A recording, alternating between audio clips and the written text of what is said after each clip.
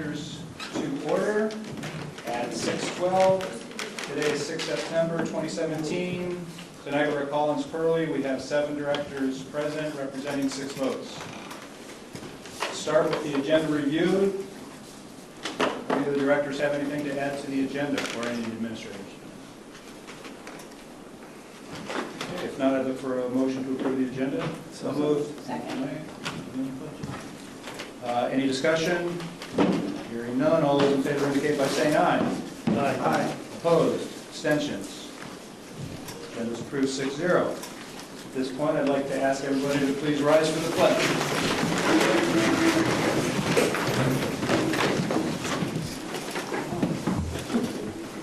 I pledge allegiance to the flag of the United States of America and to the republic for which it stands, one nation, under God, indivisible, with liberty and justice for all.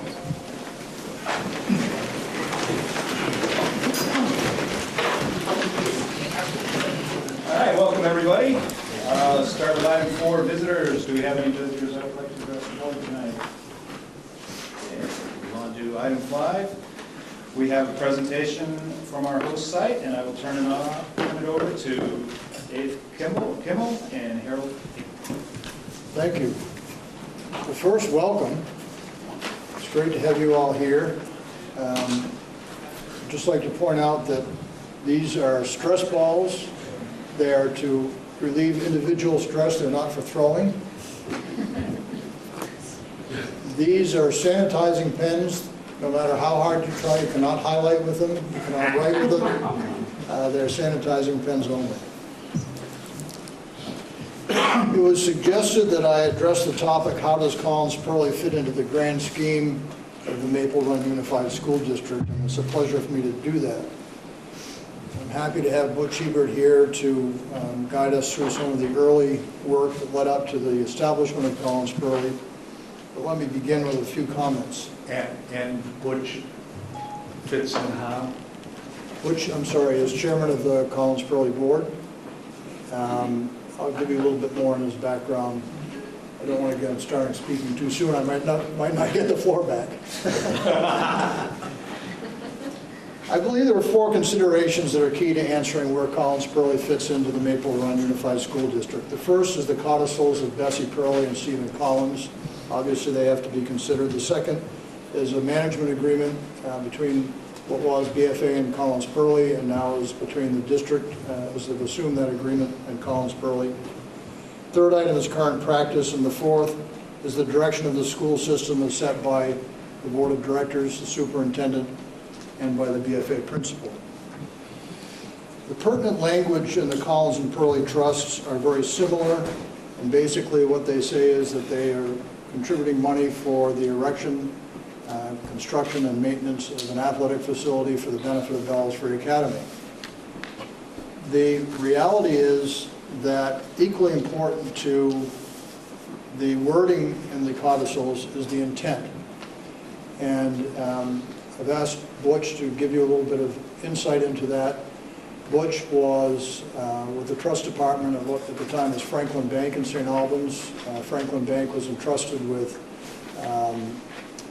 the estate of one of the 2 benefactors, and Butch worked very closely with John Cassane, who was the primary attorney, who was the attorney who worked with both of the benefactors. So Butch, if you give a little bit of background. Okay, thank you, David. I'm going to try to do 40 years in 10 minutes, so bear with me, and I'm trying to keep everything in chronological order.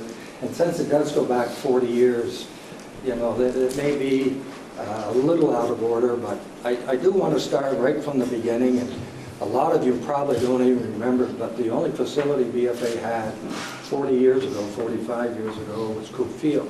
Coop Field was strictly a baseball field, and the football part of it was the outfield for Coop Field. As you drove in, on the right-hand side was a parking lot, on the left-hand side was a pond, which was used for skating in the wintertime. They had a warming hut, and people used to come down on Sundays, particularly on Saturdays, and the music would play and people would skate. And the further property was owned by Vermont Electric.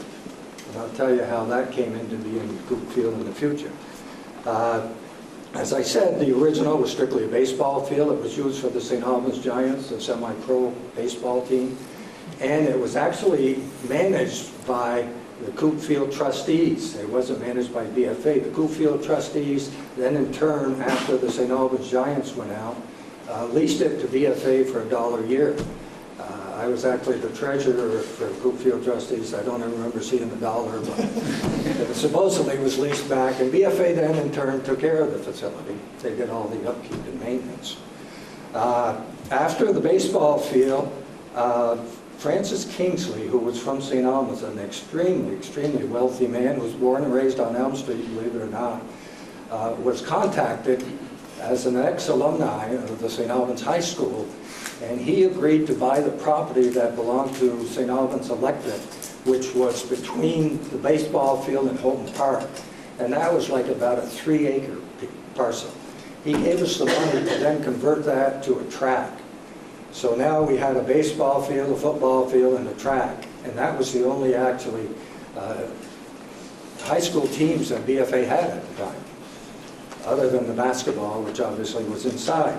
The next step was, obviously, most of you should know by now that Dick Hungerford was involved with constructing a hockey rink. That hockey rink went on the right side of what used to be the parking lot for the football, baseball field.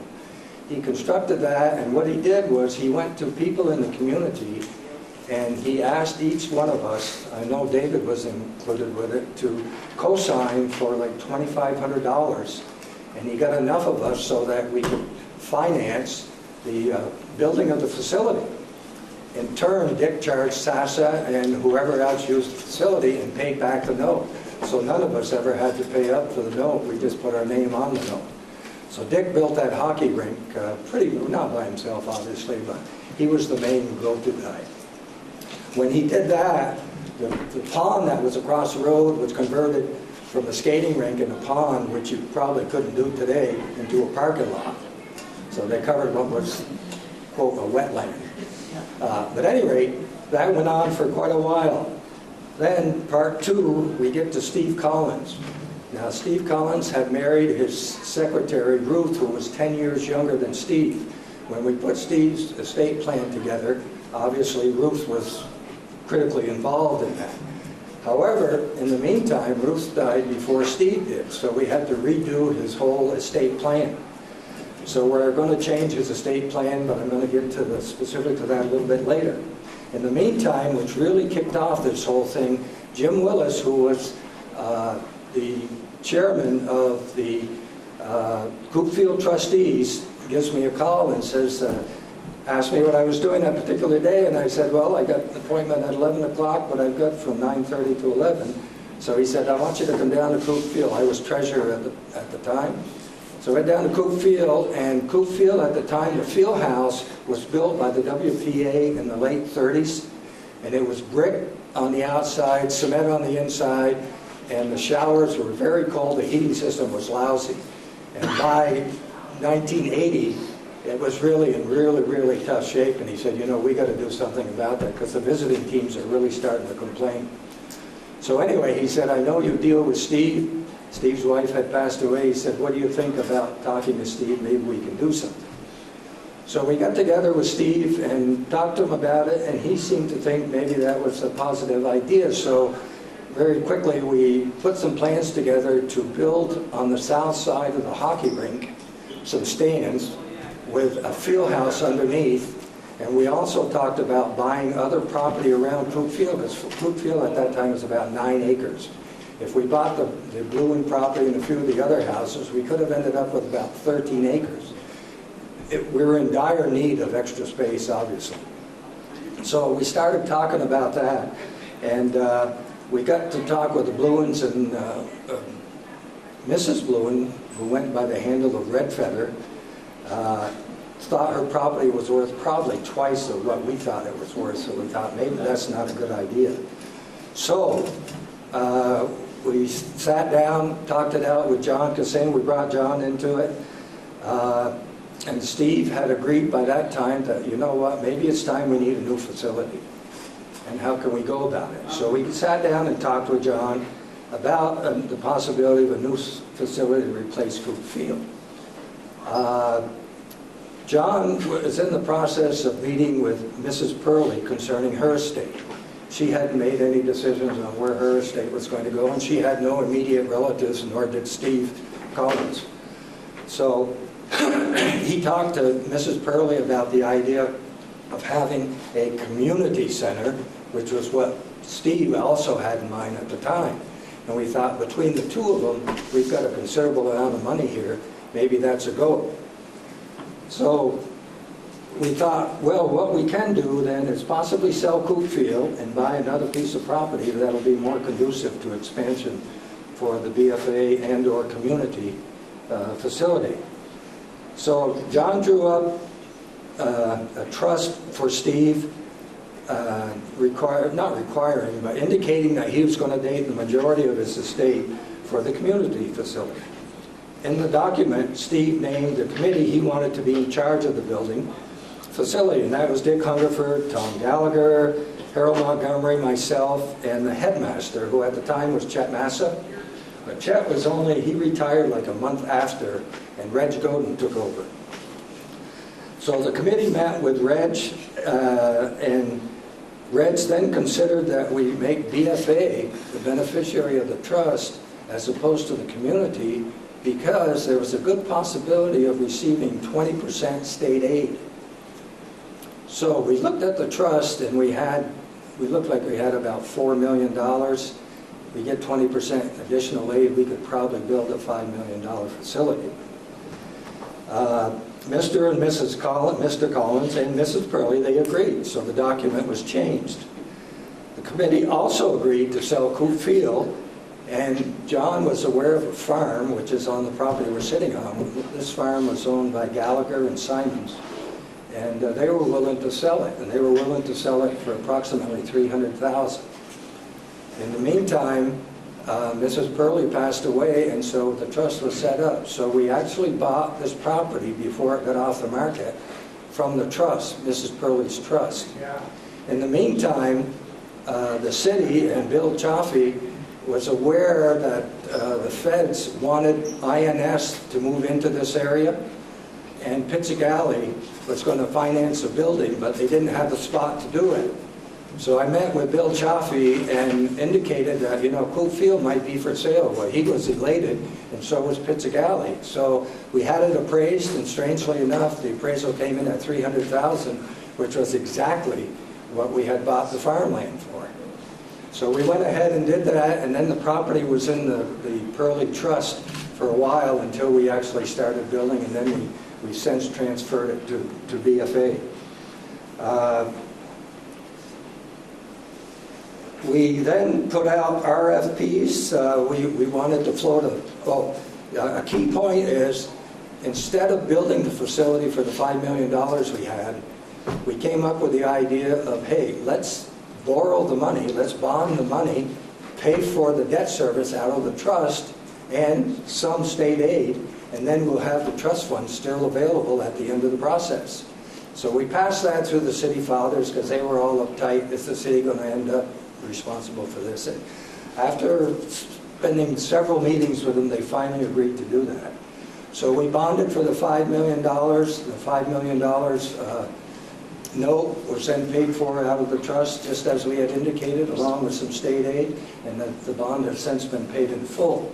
Now, subsequent to that, we have issued another bond, and the trust is now paying not only $35,000 to help the facility, but part of the bonding, the second bonding issue. We had about $4 million in the trust, so that brought us up to $55 million. So anyway, we took bids, RFPs, and the lowest one came in from Pizzigalli, and that was like $6.5 million. Well, obviously, we were fixed. We're not like a business. We had $5 million. That was it. So we sat down. Pizzigalli was the lowest, so rather than put it out for an additional RFP, we just sat down with Pizzigalli and went through all of the items. So we downsized the hockey rink. We took out the drainage in the field. We took out all the walls that were all sheet board which we knew were going to create problems with the students putting their fists through it or whatever. And so we cut out quite a few things, as you might have. We even had a possibility of a pool in there. So all of that had to be cut back until we got to $5 million. So once we got to $5 million, we went ahead with the construction, and you have the facility today. And essentially, I guess just a couple of final things I'd like to say. Having been involved from day one, I think I can honestly say from the committee and from Mrs. Purley and Mr. Collins that I think they would be so pleased with what they're seeing now. I mean, this facility has come so much farther than any of us ever expected. I mean, we didn't have, at the time, I'm just looking at some of the increases that we did, improvements. They got a brand new track, we repaired the roof, we replaced the roof, we redid the entire hockey rink from top to bottom. We added lacrosse fields, locker rooms, the tennis court floor. I think we went from basically what was the worst facility for a high school in the state to probably the best, definitely in the state. I don't know of any better. I haven't seen them all, but I suspect that we probably have the best facility of any high school in the state. And I think a lot of that is due primarily, the increase anyway, is thanks to David, because he's worked really hard for us. And I think the board is very appreciative of that. So,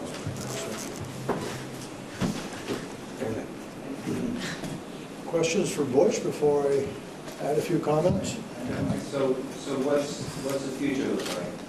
the future looks like now we presently have $2.5 million in the trust. Hopefully that'll build up, but we're still paying out for the bond. And we're hopeful if the market keeps up like it has been, hopefully that'll build up. We'd like to see it get back to $4 million. You know, 2.5 is a pretty good chunk of money, but I'd still like to see it get back to $4 million. Even if it doesn't, we still got a pretty good balance in there. So are there any building projects on paper that you might want to get to if you got the money back? Or? Well, you know, we've talked about several problems, and I think David maybe... I heard pool. Yeah, well, that's kind of gone by the wayside more than a field house, which we talked a lot about, but, you know... The Collins Pearly Board is actively engaged in trying to look ahead for the next 30 years. Yeah. And I would expect that sometime within the next maybe 6 months, they will be coming to you all with some suggestions for things that they feel the community might benefit from, the community, the school community, and the community at large benefit from moving forward. But those plans are a little premature to get into it now, but I can assure you that the Collins Pearly Board is acting quite aggressively to come up with where we should go from here. Is year-round ice something that they are considering? When we renovated the ice rink last time, we did it in a manner that would allow for year-round ice. The economics, in my opinion, don't warrant it. And that surface is very important for BFA, in particular spring sports, because it's so long before they can get outdoors. The baseball, softball teams play in there, as do several of the Little League teams from not only St. Albans but surrounding communities. Use that in the spring before they can get outdoors. As you know, we have the home show, we have the state's largest job fair there. A lot of activity there in the spring. And I just don't think the market's there for summer ice, but we're certainly open to it, and it's technically feasible to do that. I have another question. Did you ever receive grants? And or is that something you guys actively pursue? Because of the education would qualify you for those type of grants, and then I'm sure serving the community, there'd be other, I'm guessing there'd be other grants. David was responsible for getting a very large grant to build 2 additional locker rooms here that we have for the football soccer team. They're huge, and if you get a chance, take a look back there. Very impressive. I mean, all of our, what do we have, 11, 12 locker rooms? We have 11 locker rooms. 11 locker rooms. We got a $500,000, actually it's an earmark, sometimes a dirty word, but $500,000 earmark would help with that. We've gotten quite a few other grants. Grants were handled a little bit differently before BFA became public.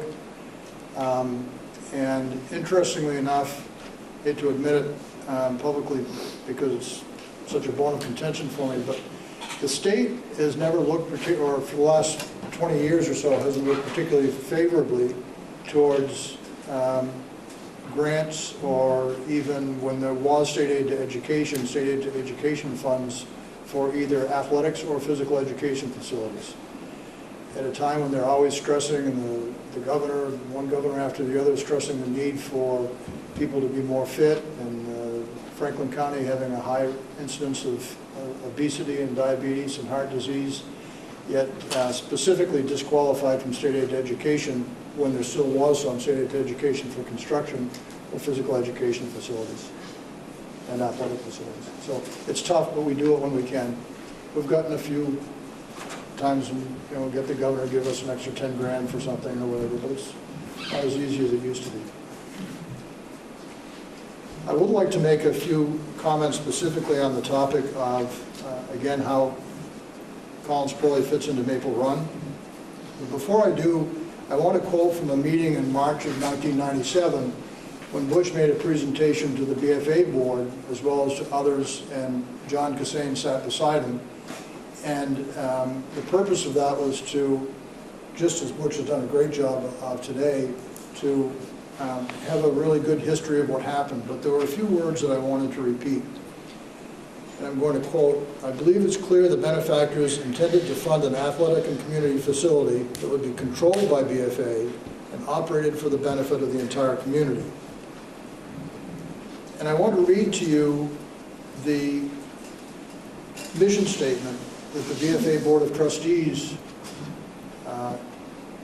passed soon after Collins Pearly opened. "The Collins Pearly Sports Center is aimed at maximizing usage by providing a comprehensive program of education, sports, and activities to the local students and the surrounding communities. Quality sports and activity programs are designed to accommodate the diverse needs and interests of the community. Comprehensive programming includes integrating the following: recreational sports, athletic contests, and special events.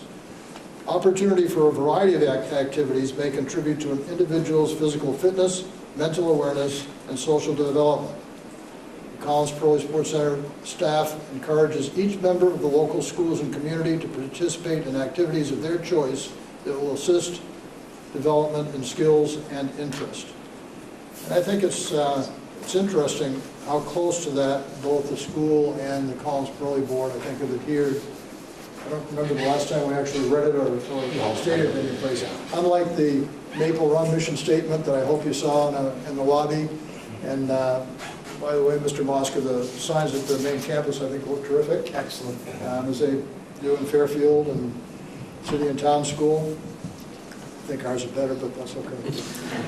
Are we going to go there again? So I wanted to get back to, if I could, how does Collins Pearly fit in with Maple Run? And I realize we're a little bit late, so I'm going to cut this a little short.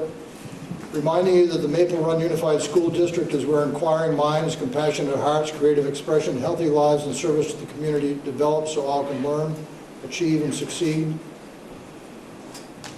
How does the combining of community and school help our community to learn, achieve, and succeed? And I have prepared, I think, some very clear evidence of how that works and how it can work in the future. But if you wouldn't mind, I would be just as happy to delay that and bring it to a future meeting. I think the area that Butch covered was much more important historical perspective, and I know you have a fair amount on your agenda, and would ask if that pleases the chair. Okay. Any other questions? I have a question, Dave. I'm still new to this. I'm still kind of struggling on how the two boards interact. You mentioned Collins Pearly controlled by BFA. What does that really mean, controlled? Well, first of all, controlled by the district now, as far as Yes. I'm concerned. There is a contract between the two parties, that is basically a management agreement that is up for renewal end of this fiscal year. And at some point, this board will decide if you want to renegotiate it, if you want to just extend it for another year. It's typically a 3 or a 5 year agreement. And we'll get into that in more detail at that time. But the Collins-Pearly Board manages this facility in a manner, I think, very similar to the agreement you have with the Abbey to run cafeteria service or Tricell to run your busing fleet. There are very specific guidelines on what we can and can't do. The Collins-Pearly Board takes their responsibility more as making sure that the community uses the facility as much as possible, but understanding that BFA use comes first. I'm hired by the Collins-Pearly Board, I'm paid by the Collins-Pearly Board, I'm evaluated by the Collins-Pearly Board, but I'm also evaluated by the principal and the superintendent. And while technically I work only for the Collins-Pearly Board, as a practical matter, I certainly consider and hope that they consider that I work for the principal and the superintendent. BFA needs always come first, but BFA is flexible when they need to be. If phys ed is planning on having a particular unit out in the tennis court, the North Hall, and it's time for town meeting day, the phys ed department doesn't complain about it. They happily move for that important community event. On the other hand, if we normally have an aerobics class in here and the phys ed department wants to do something at that particular time, we bend for them. It works out, I think, remarkably well. This is a unique facility in the state, unique, I think, to just about any place. And the amount of community use that we have. There's over 800,000 user visits a year here. And of that, less than half, about 40%, are directly related to BFA use. The rest is non-BFA use. Keeping in mind the more intense use is BFA, where a community member might walk around the path that surrounds the perimeter. Obviously, a BFA student who's here for phys ed or football or something else has much more intense use. Is that a steady trend? It's a growing trend. To the community, or? Both are growing. BFA's percentage of athletes has increased just about every year. This year, correct me if I'm wrong, Mr. Lyons, Yep. close to 50% of the student body is participating in athletics. 390 plus. What's that? 390 It's students. 390, so 46% approximately. That's a pretty hefty figure. And I believe very strongly that it's important for me in my administrative role as kind of on the sideline as it is, to be an advocate not just for athletics and physical education, but to be an advocate for all co-curricular activities. Because I believe very strongly that athletes and athletics are extremely important to the development of our children. But I also believe that other co-curricular activities such as drama and music and debate and all these other programs are extremely important as well. I spend a lot of time working with the Department of Justice Office of Juvenile Justice Delinquency Prevention and trying to follow things that are important to developing our youth. And time after time after time have cited that mentors are extremely important. And of course, teachers are mentors, but they don't have the time to get personally involved with kids as much as coaches do and as much as those who are overseeing other co-curricular activities like I mentioned. These people are so very important to the development of our kids.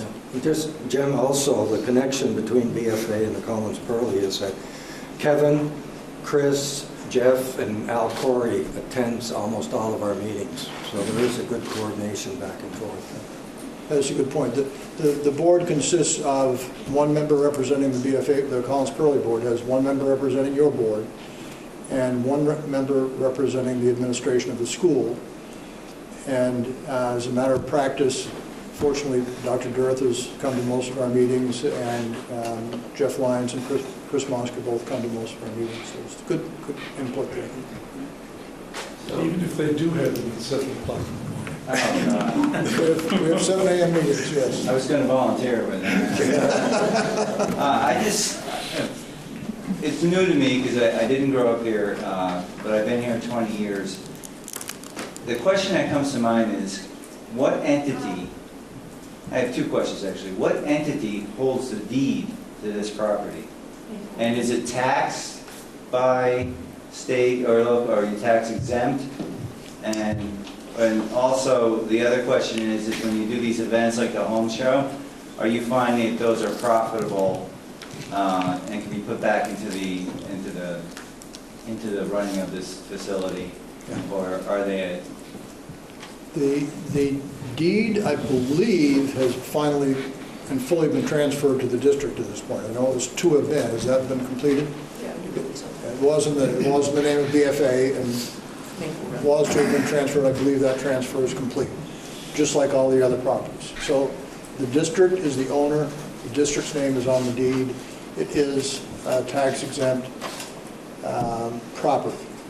The Collins Pearly Sports Center Incorporated, which is the corporation that is in the management agreement with the district to run the school, Collins Pearly Board that we're talking about, that Butch is the chairman of, is also a 501c3 nonprofit corporation.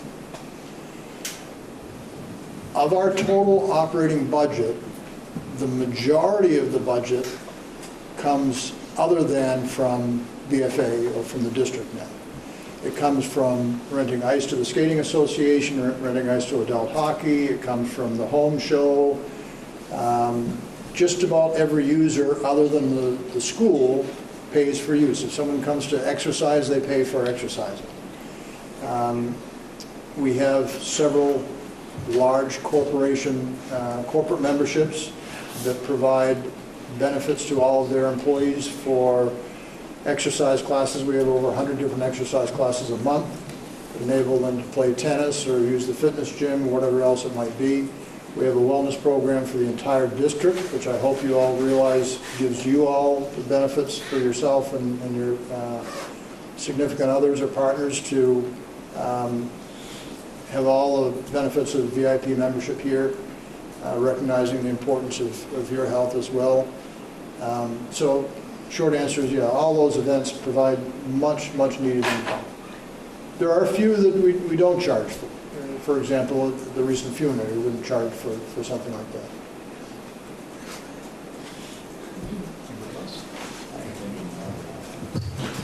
Thank you, Dave. Butch, thank you for the history lesson. Absolutely fascinating. You're still looking for your $1 a year. I paid Chris Mosca for $45 before he What's it, Chris? Yeah. It's compounded. Thank you, Butch. You're welcome, Chris.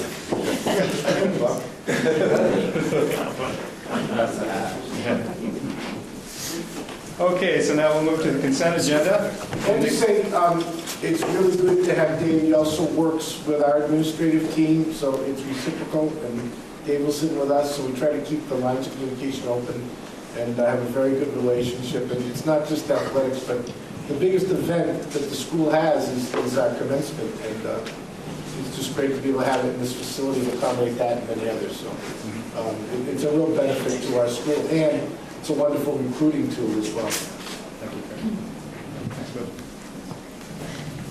Okay, so next to the consent agenda, we have two items: approval of the minutes of 23 August and new hires, which are attachment 6B in your package. Does anybody have a desire to pull either of those two items from the consent agenda?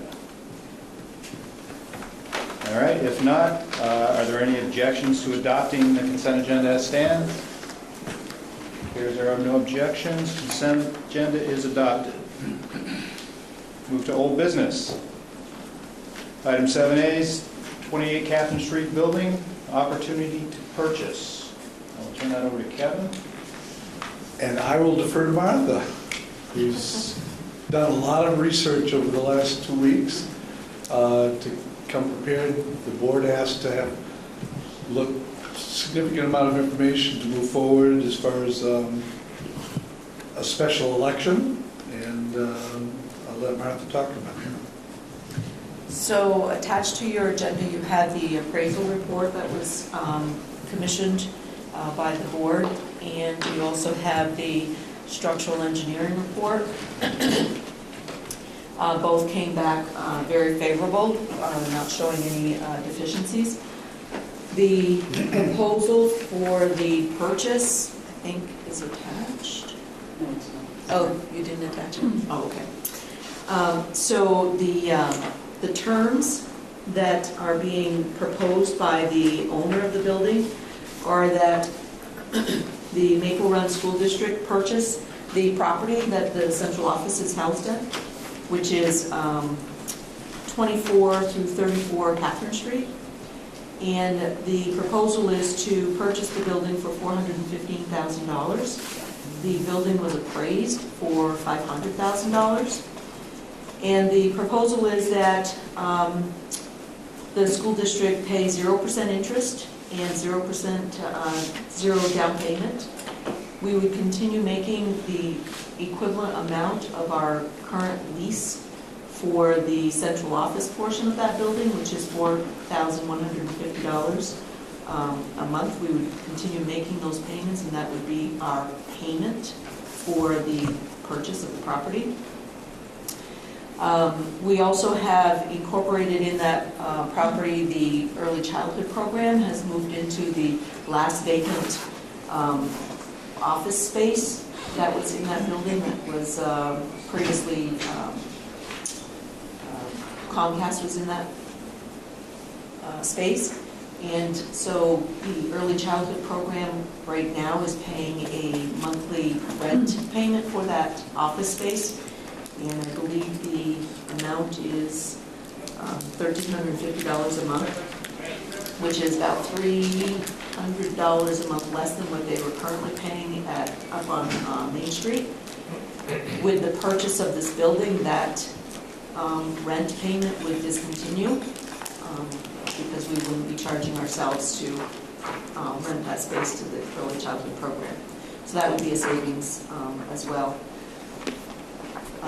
And it was discussed that the board may want to bring this to a special vote to the taxpayers. Because this is a purchase for property, it does have to be voted on by the communities. And we did some research as to what the cost would be to do a special vote. And the estimate is about $3,000 to bring it to a vote. And we're thinking that it would probably have to be at least mid-November, because we have the timelines we have to follow as far as posting warnings and the informational meetings, and the town clerks have to have time enough to prepare for a special vote. Can I add something? I think, just to add, the reason for the special vote was so that we could build equity sooner. Correct. And that money was part of that. Right. As soon as we purchase the building, then the payments we're making are payments on the mortgage, not just rent payments that are. So we were looking at the figures for the monthly rent versus. Right. And I would add to that, this question was asked to me this week. As soon as the contract is signed, as soon as the community approves it, and as soon as the contract is signed, we own the building That was my question. When does title change? immediately. So you've got You would have. buildings appraised at what, 500? 500,000, yes. So you'd have $85,000 of. Yeah, right off the bat. As soon as we purchase the building. So when I hear 0%, sometimes that means that the owner is holding the mortgage. Is that the case, or? Yes. Okay. Yes, the owner would be holding the mortgage. The bank's gonna do that. I know the bank's gonna give you 0, yeah. Right. The property owner currently would hold the mortgage. How many years? It would be 100 payments, which I think ends up being 8.3 months. So in 8 years, we'd own the building. That's what it does. And we'd be saving money every month. Yes. So the action would be to authorize this a special election Mhm. for the purchase of, The property located at 24 to 34 Catherine Street 24. for the amount of $415,000. Martha, was the total 3,000 for the whole vote or for the only? I believe it's all three committees. Because it's going to be a single paper ballot that we would produce ourselves. So it's not like we have to have the pre-printed ones that go through the automatic counters. So, But you have to have all the people that do all the counting. And there's a big weird. but that's basically what the $3,000 cost is. So what about the warning? Is that something that would come up at a later time, or do you have that? I have a draft, and I can pass it along. I mean, what's the next step, I guess? I would have copies. Well, if the board authorizes, I would say at the very next meeting, we would bring the final warning and have the board sign off on it. And we would actually start the process of preparing for a special vote, yeah. All right, so I would look for a motion then to authorize a special election for the purchase of 24 to 34 Catherine Street So moved. for $415,000. 15,000. Yeah. That's being a special election in mid-November. We would need, Sometime in yeah, November. well, that's okay for the motion. We will need to pick a date. We will have to specify. Do you want to do that now? I'll second the motion. There is no election. Wait. That's what I'm, There's no election. does it make sense to do it when we approve the warning? Yes. To pick the date? Does it make sense to do that? All right. All right, so we have a motion by Mike, a second by Mike. Further discussion? Just a reminder, how does the Comcast section fall into this? Does the current owner, Larry Evans, is he own that too? And he's selling us the whole shebang? The whole building will be ours, Okay. including the Comcast part. And as Martha mentioned, that's where the savings, one part of the savings comes in, is that additional $1,300 that we're presently paying for that Yeah. will be gone. Perfect. I think to drive 24 to 34 Catherine Street. 24 is the Comcast building, the space, and the next one was 26, which is now what our boardroom is. These are the post office numbers. And 34 is the brown garage building. So it's that span. So we've had this building checked out by structural engineers. Yes, And yes. And there were no issues. No issues whatsoever. The property contains the parking lot too? Yes, and the garages. and the garage. And we use the garage now, or no? We don't currently. We no. don't currently use that No. for storage? We don't, because We don't we're own not it. leasing it. Well, I didn't think it was And part we of don't that. rent it, it's not part of That's, it. that's what I'm asking. It's not part of our rental agreement right Okay. now, no. Move Kevin's office out there. Yeah. Right. For the space heater. Well, not the first year. Yeah. He's got to work out to the space. Is there going to be, Full model. is there a possibility of having any hidden costs that are associated with going under new ownership? I mean, I don't know, I'm making this up as a question, but like, do we have to have a handicap accessibility or a certain parking lot, number of parking spaces, or Not that I'm aware of. zoning? I mean, we already have handicap accessibility. We may want to do some renovations once we actually own the building. But that would be something that would be our choice, right? What's a good question, though? Fire suppression or fire variances, you know?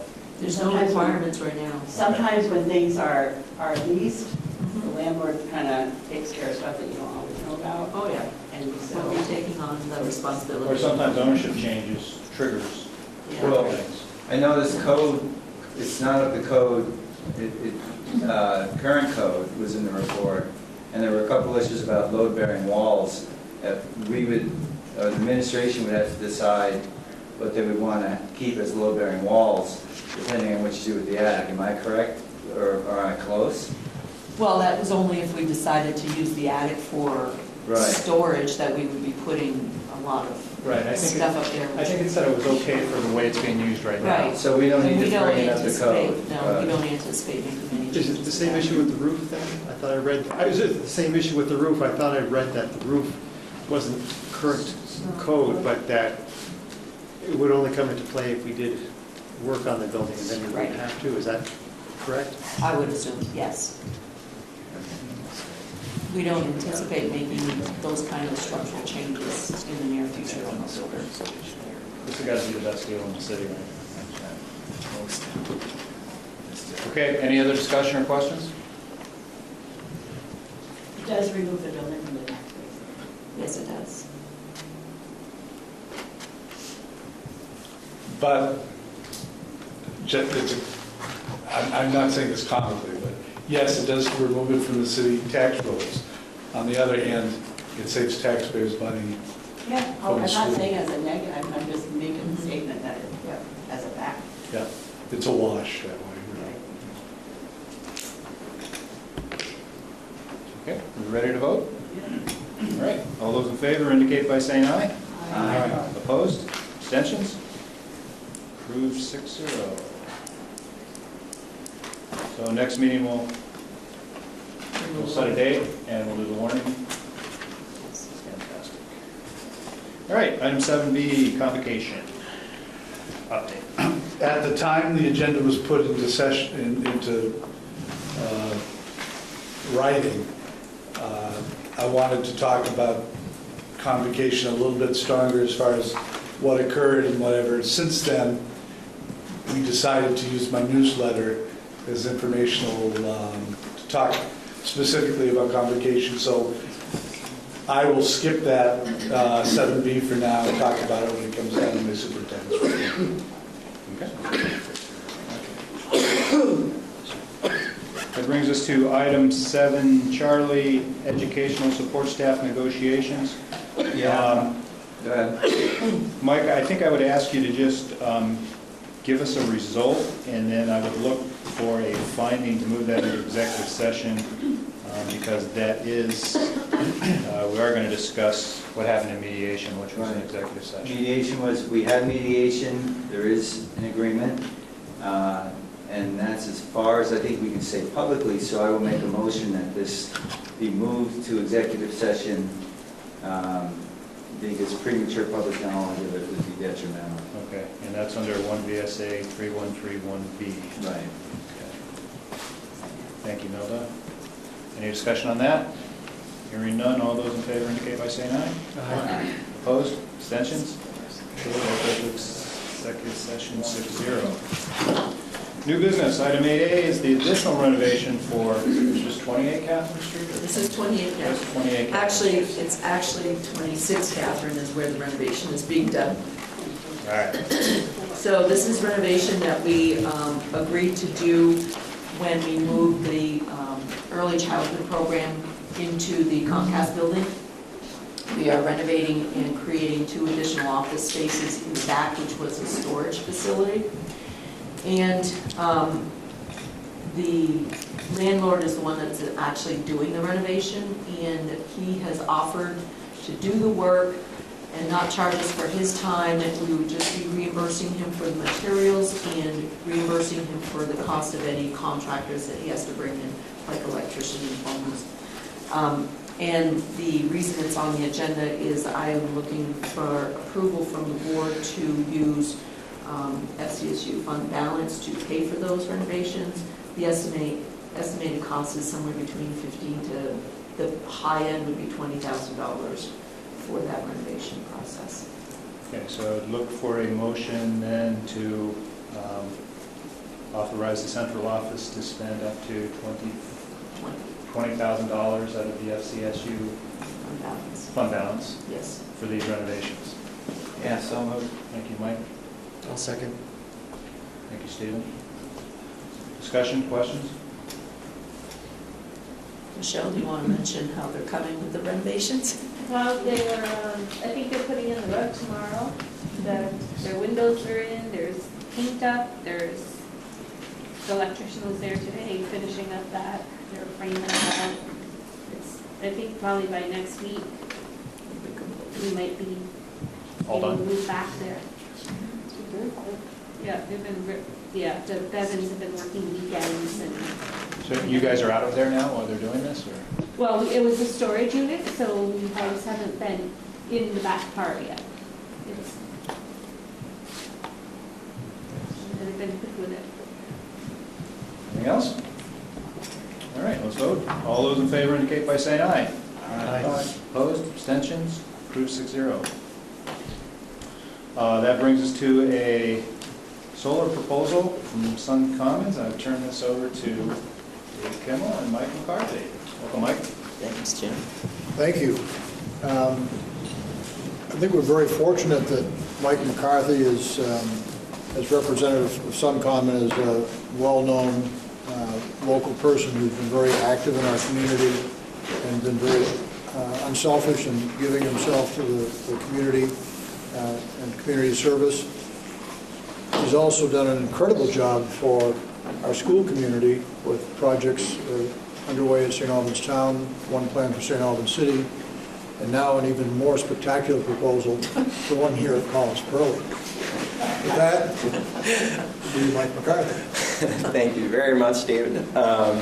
So I did not know I was going to have so flattering an introduction. Again, my name is Mike McCarthy. I'm a solar project consultant with Suncommon, and many of the board and administrators are familiar with me because we're about to wrap up our installation at St. Albans Town School. We are in engineering and pre-permitting on canopies for St. Albans City School that the City School Board approved before the Maple Run Unified School District came into being. And at the time that we were talking about the city school canopies, I had also approached Collins Pearly and spoken with David about the opportunity here because of the orientation of the parking lots. It's a particularly good site for the style of canopies that are just becoming affordable and more available across New England.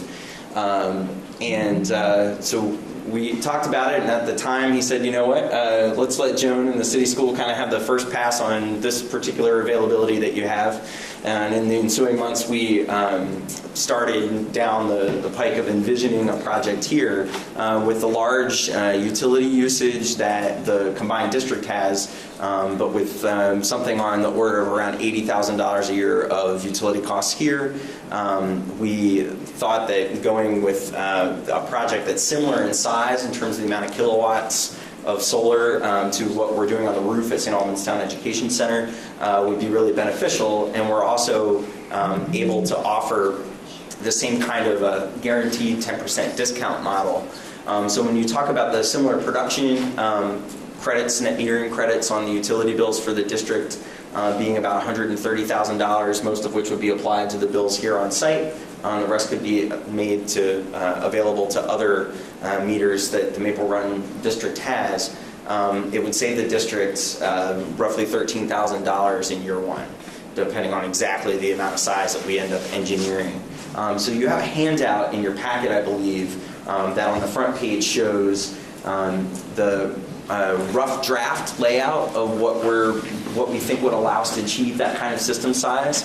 I'm working in partnership with a steel building manufacturer, Rao Brothers International, otherwise known as RBI, out of Ohio, and they helped me come up with both this rough draft layout, and they'll be the folks that, assuming you'd like to move forward with the solar project here, as envisioned by the Collins Pearly board and me and David, that they would help us engineer both the city school canopy and the canopies here at Collins Pearly. So this canopy installation, would cover about 160 of the parking spaces here, provide a little bit of shelter from the sun on the sunny days and shelter from snow on snowy days, so folks don't have to brush off their cars. We would include some thinking about the water management with gutters on the front of the long span, the bigger facility, and using inverted structures like you see in the picture below. David and I in late July, took a field trip and drove down together to two sites that RBI has done, one for a school and one for a car dealership in Massachusetts. So on the bottom of the handout, on the front page, you'll see an inverted T canopy, similar to the ones that we would install on those two northern segments here. And those are at Misco Middle School. And the business manager actually came out and spoke with us, and we didn't know he was going to be there, but it was the best endorsement I could have gotten for those canopies and answered some of David's concerns. So we've had a couple months of thinking about where's the water going to go? How would this exactly work? And in terms of the project timeline, thinking even through things like it's going to take a few months to engineer this. We probably want to do this during the early summer when we don't have the athletic facilities going on, and we're deploying our crews over at City School. They can move across town after that and install the foundations here.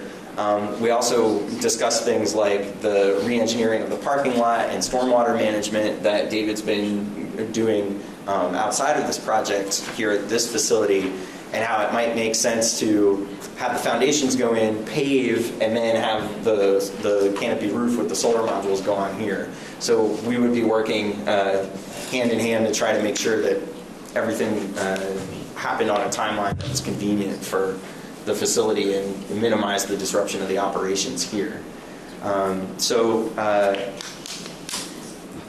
I know you're all probably pretty familiar with solar, so I'll definitely make myself available for questions. Martha Gagne and I have, she has seen and had legal look over the documents, which were very similar to what City School and SATEC have signed with us.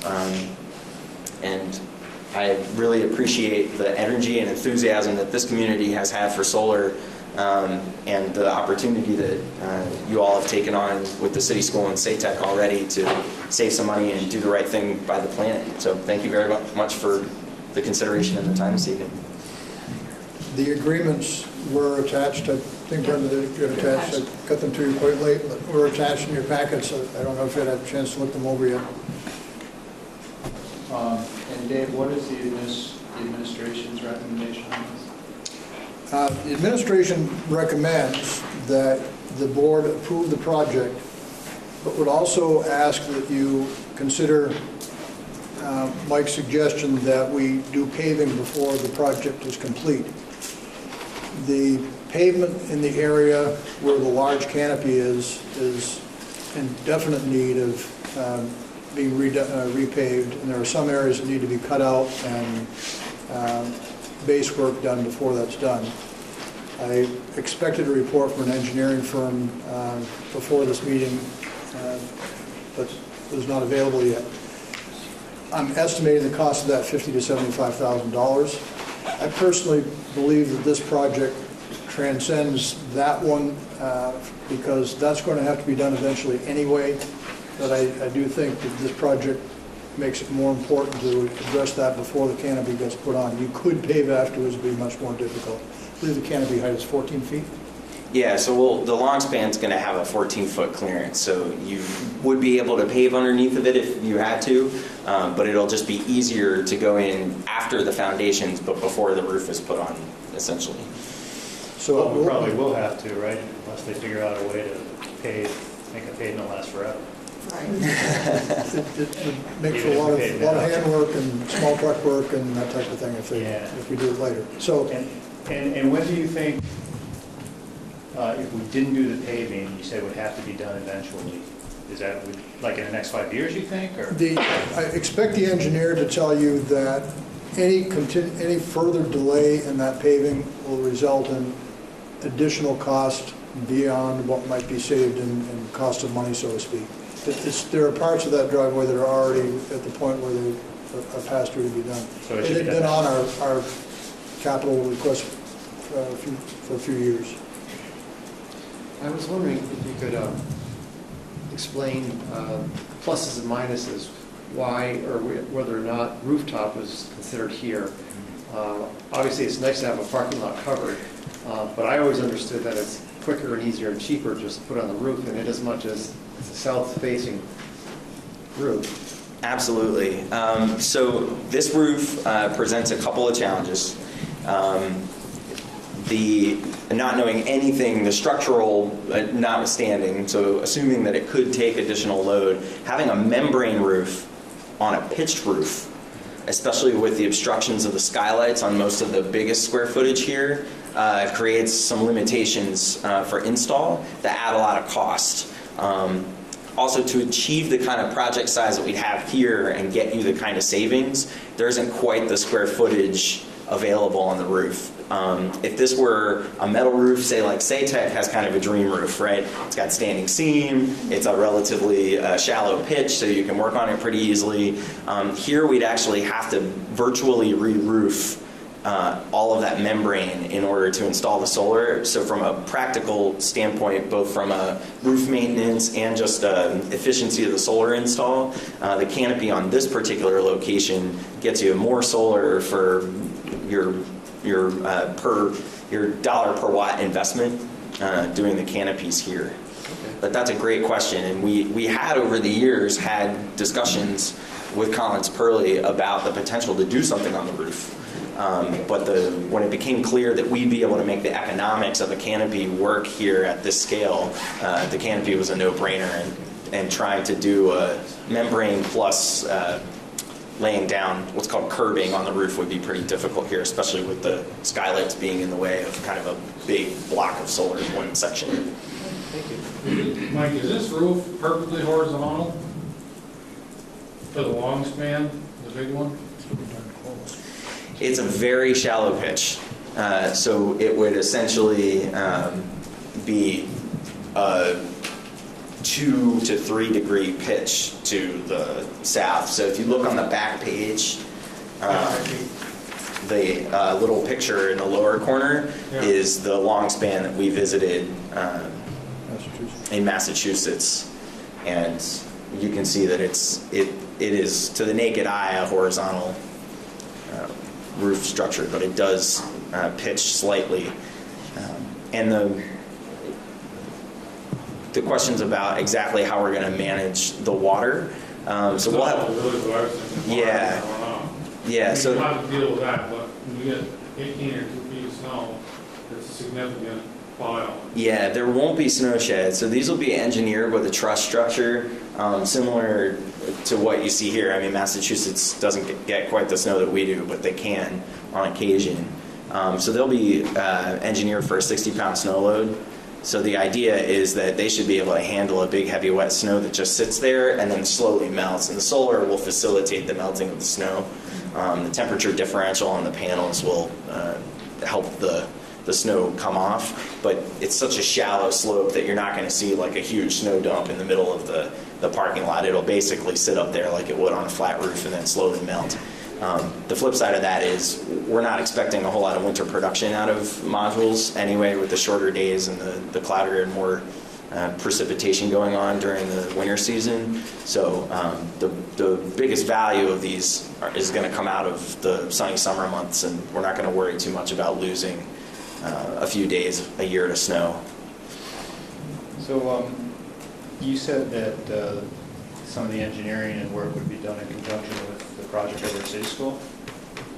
So we would definitely try to time, for the benefit of us, we would try to time the installation so that we could have the crew do the foundations at the city school, do the foundations here, do the electrical install there, do the electrical install here, so that we essentially wouldn't be mobilizing in St. Albans completely separately twice. The folks who are going to do the foundations and the erection of the steel structure, some of them are going to come up from Massachusetts, and a few of the engineers are going to fly in from Ohio. So we'll try to do that efficiently. And you're confident that you can complete both projects? Oh yeah, no question. The biggest limiting factor is that it isn't Suncommons availability, because we have many projects going on all summer long, whether they're canopies or not. The Rao Brothers International they're a global steel building manufacturer, so they'll definitely have the capacity to do the steel building and the foundations. That work will be relatively quick. So we'll bring them out from Ohio, Massachusetts, they'll pop those in, and then our electricians, just as if we were installing on a regular roof, will come in after them and do the panel modularization and interconnect the whole system. I had another question, Mike. I see the clearance of 9 feet. Do you know how tall the school buses and the commuter bus that runs between here and Burlington, could that? Yeah, so we're definitely not going to put these canopies in the traveled way. So a bus won't be able to go under the low T's on the 2 smaller sections. Okay. We could make the clearance on the long span high enough that a bus could drive right under the big piece. if that was really a concern, but I need to look at the economics of that exactly So the too. commuting bus that picks up people in the lot, is there room for it to make that turn? Oh, absolutely. So the entire loop is still going to be Still- free of any obstruction. Yeah, I think that's a great Final question. design won't get done until the engineers get involved, and we do have the ability to change the route. The bus could come in the main entrance, go straight to the four-way intersection and take a left, for example. Okay. I don't think that's necessary, but if ultimately that proves to be the best way to do it, would have that option.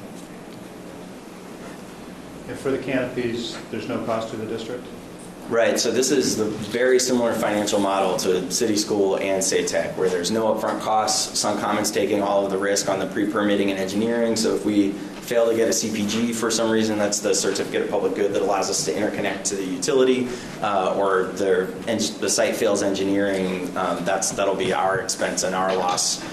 So the only real input is things like, Martha's been very gracious with her staff time on these projects and has been very helpful in sort of facilitating having them go. But other than those kinds of staff costs, there's really no cost to the school up front. And the way that these are paid back for folks who might not be familiar with these projects is the investor who is financing the projects that's backing us in doing each one of these. We work with a variety, but basically in any of them, a financer buys the project and they are eligible for the federal income tax credits, so that's their short-term motivation to do this at no cost to the school, is that they get a tax credit for the solar. And then over time, the school district is buying the solar credits at a guaranteed discount. So there is, in lieu of paying Green Mountain Power, the district would be paying 90 cents on the dollar for the credits that will appear on your Green Mountain Power account. So exactly the same kind of deal we were doing at St. Albans Town School and the City School. So this is more of a question maybe for administration, but your company did come up to Fairfield, and do you recall evaluating the roof up there as a standing seam roof? That I believe there was some questions with the trusses. So my question is there any talk of doing Fairfield modifying BFA? I understand they have an old solar panel there, but it's not. It could be a much bigger system, and maybe if it's affordable, even the central office. I've kind of taken these one project at a time. I'd be happy to look at other facilities. I think the opportunities at Fairfield and BFA are different in their scale and scope now, but my boss kids around about how I'm going to have to move away from St. Albans now that we basically got every site. I mean, I've got the Brookside Apartments across the street and everybody's going solar with us. So been very blessed in that, but I'd be happy to look at Fairfield. I think even with these three pretty big projects, there's still utility costs that could be offset on the district's meter. So we're taking a big bite out of your utility usage and replacing that with solar, but there's still opportunity that won't be met even by having these three relatively large projects. So yeah, I'd be more than happy to look at doing some kind of a smaller rooftop project at Fairfield if that was something that the facility folks and this district board were interested in. I guess it's something I'm suggesting to the rest of the board and the administration, because for BFA in Fairfield, maybe to have a similar project that would see some return. So maybe you don't have to move away just yet. So putting the project here, does that disqualify BFA from doing something? No, what's fortunate for the foresight that your administrators have had here is that you've kept your utility accounts under separate names for each facility. And that allows each facility essentially to have up to the kind of system size that we've done at SATEC and the one we're proposing to do here. So that does give you the ability to do more solar. If you had, for instance, through what I consider a bad policy, to be blunt about it, that came out of the negotiations around the state's net metering program last year, If all of your bills were being paid as Maple Run Unified School District, you'd be limited to just doing one project like SATEC. But because you've kept your utility accounts under the separate facilities that are members of the district, you're able to have a 500 kilowatt AC array, basically this size or SATEC similar, at each one of your constituent facilities. Is there any risk of the state catching on to that? No, I think philosophically what the policy was really intended to do was to keep a few large companies from gobbling up sort of all of the circuit capacity. But when you have the whole idea behind distributed generation with solar in the state is have the power being produced where you're using it, and what better place than a facility that has a really big power consumption like a school hosting the solar that's going to be offsetting its power consumption. That's where solar is the most valuable from a grid perspective, and that's really where we all should be going, is looking at this dual use of the impervious surfaces like parking lots and the rooftops that we already have in the state. And so the policy incentives that drive me to look at a canopy and look at a rooftop all make sense, but the limit of 500 kilowatts AC, sort of regardless of how much power you use on site, is kind of a silly limitation that I think will eventually go away.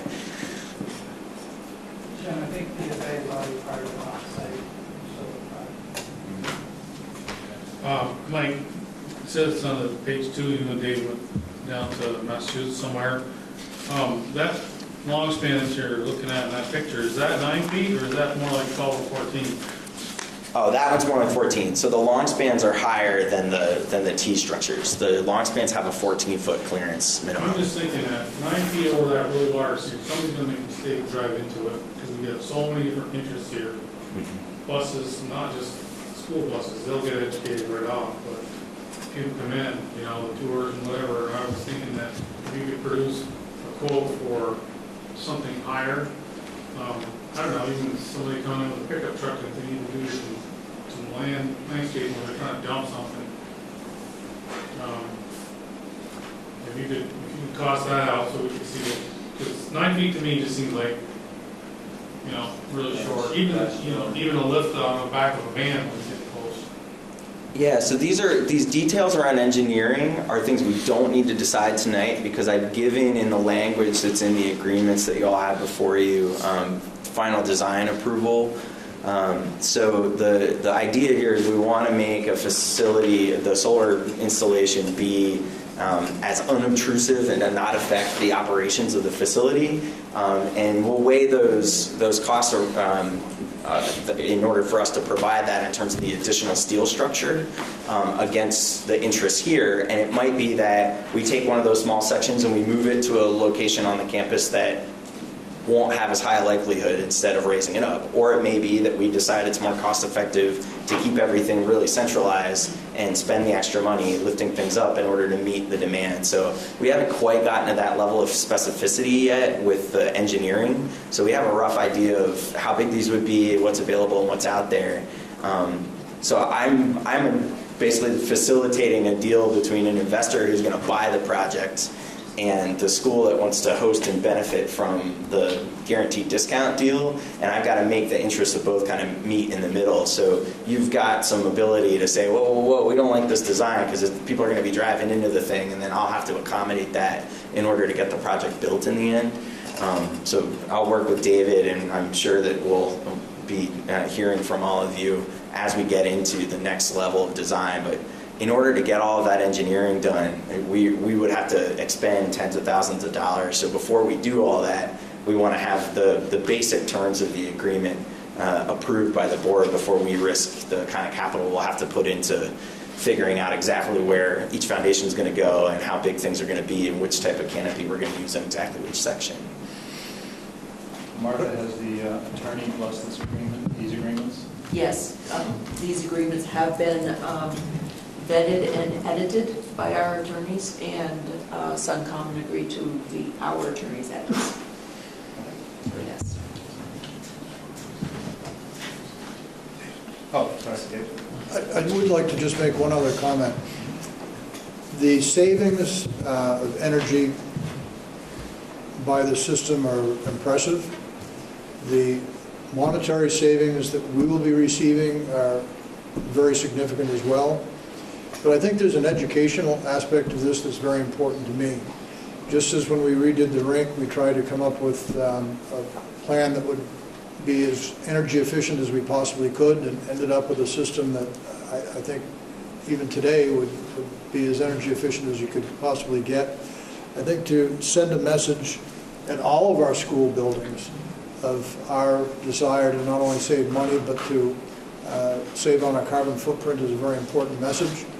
And for us to do a project here that's somewhat unique, somewhat new, isn't widely done in the state of Vermont yet, but will be highly visible, and I think be looked at as being something that's very attractive, where sometimes people criticize fields of panels and other things. This looks like you see in the picture on the front page, it looks like a cover of a parking garage, but serves a very good purpose, and I think educationally that's a good message. I think that would be just unbelievable benefit for people to manage, every hockey player, anybody who uses the place if it's raining or in the winter especially, that would be, it's like a double bonus, maybe a triple, because your pavement's not going to get worn out fast. You couldn't put a canopy over the football stadium. Next. Was it Mike that asked what our next project was? So I guess I would envision some kind of, for the administration and the educators, probably to take advantage of the solar projects with the children in learning or so on, and learning about, just like Dave said, the carbon footprint.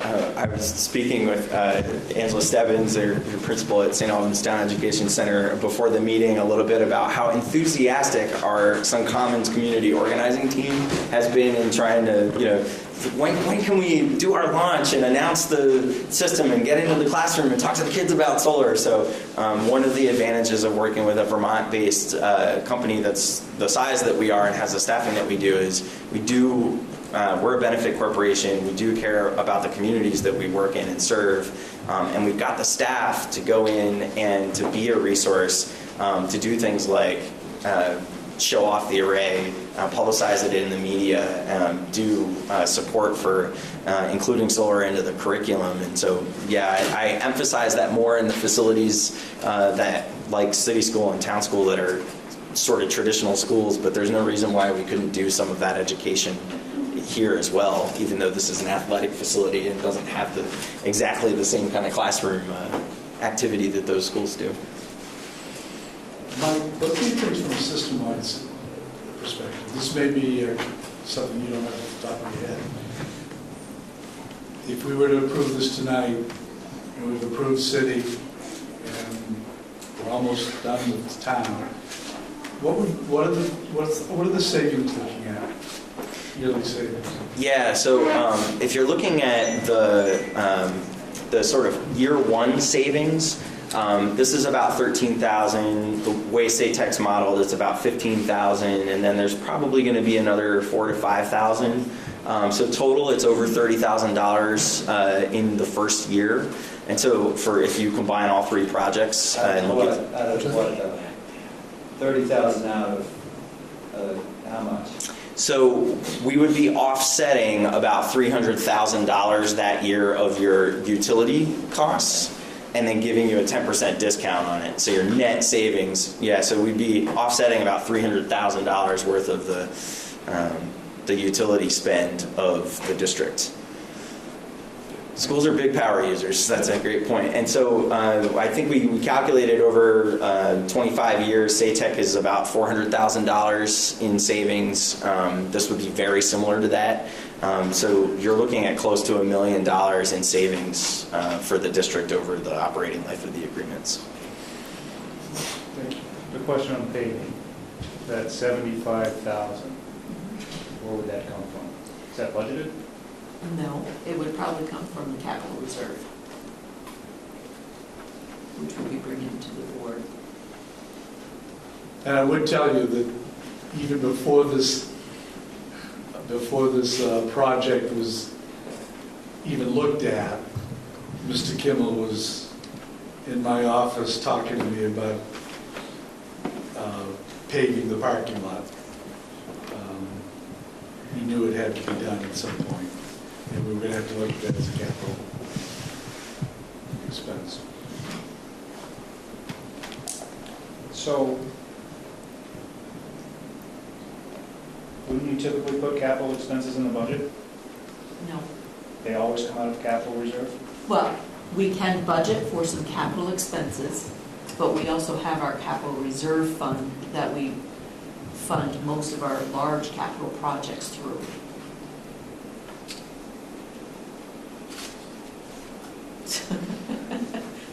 Yeah. Did not answer Well, the it's a question. rainy day fund. Yes. The but capital it's- reserve fund is a rainy day fund. If you have an anticipated expense, Uh-huh. it seems to me that it should put into the budget. We could. But the capital But then- reserve fund needs to be spent specifically for For certain capital things, where expenses. it's not just rainy day. It's- Well, by rainy Special day, I rainy mean, day. things break, roofs fall. Things break, or we need to re-roof a school building, and that kind of cost would blow your annual budget out of the water. You would be Yep. raising your tax rate Understand? considerably. And if we're proposing this project to be done for next summer, we don't have $75,000 budgeted in this current year budget. So So that it was would my have to initial come. question. Pardon? That was my first question. We don't have it in this current year budget. We don't have it officially budgeted for. We may have the funds available in the budget, but at this point in time, I can't say that for sure. Do we have voter authorization to spend that money? We don't need voter authorization to Capital spend that reserve. money. Capital reserve funds, the law changed a few years back. It actually, we need to get voter approval to put the money into the capital reserve fund, but then it's the school board that makes the decision on how to spend it and when to spend it.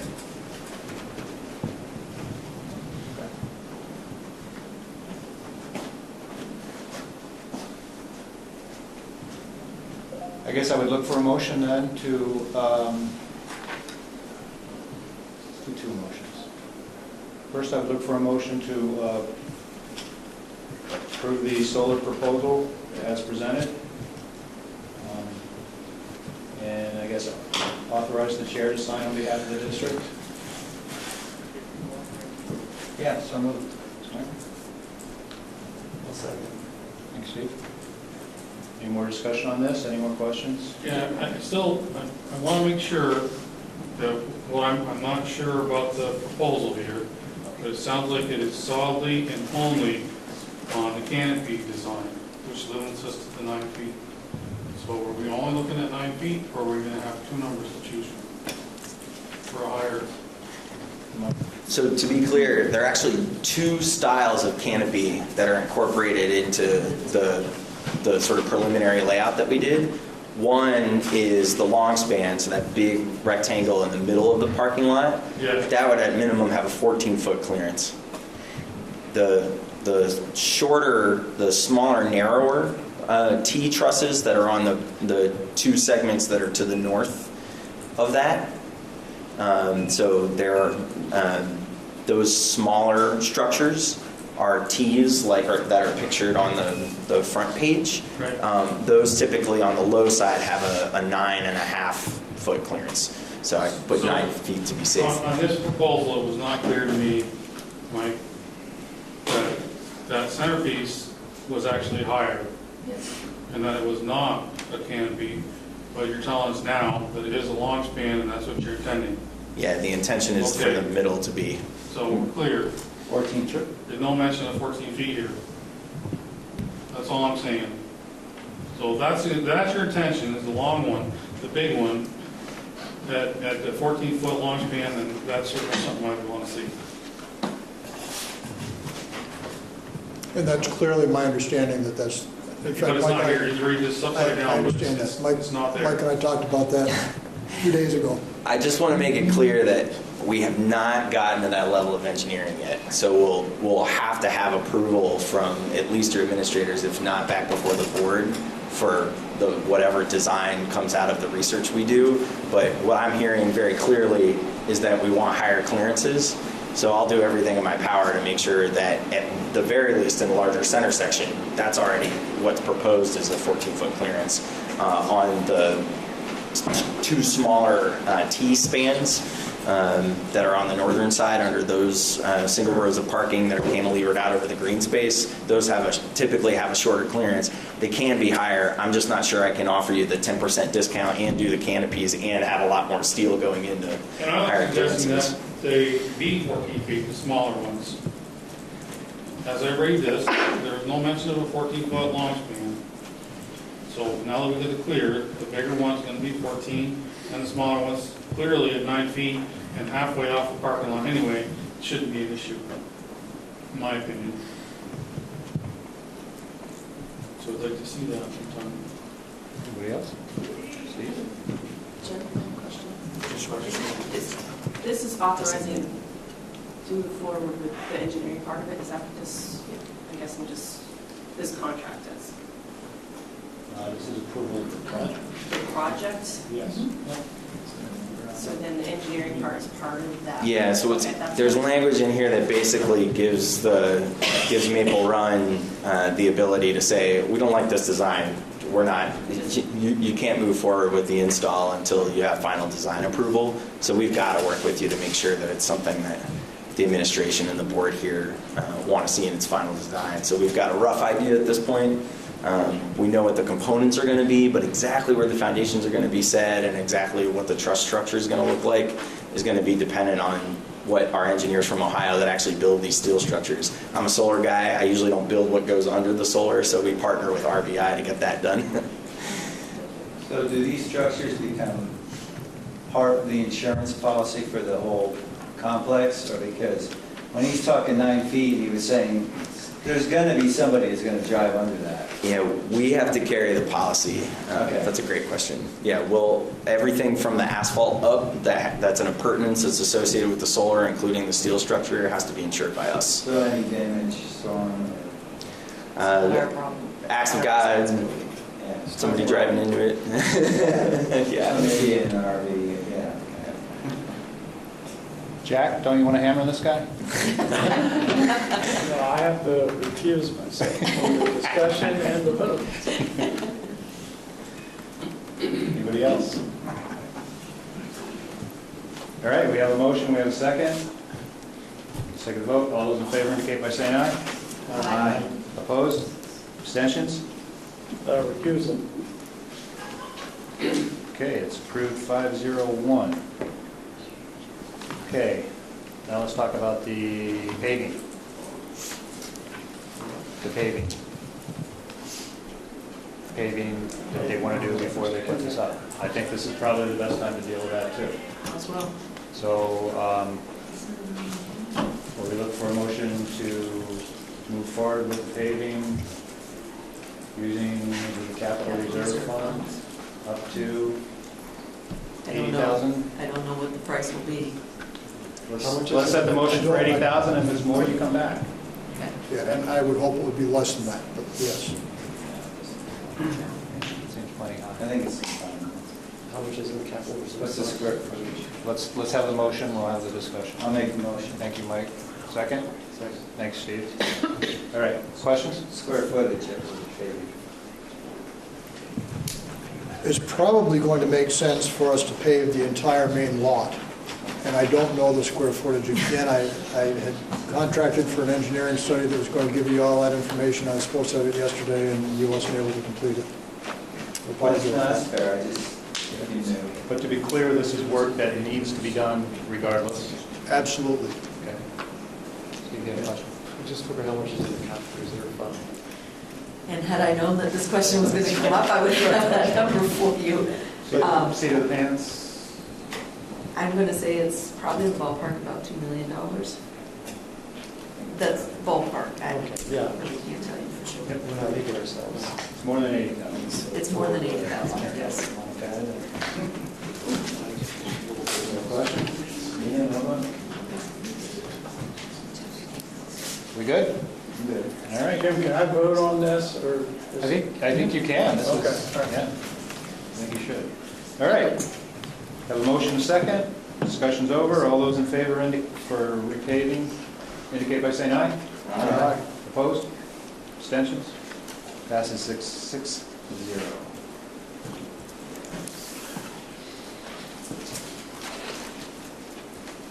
Okay, item 8C, banking resolution.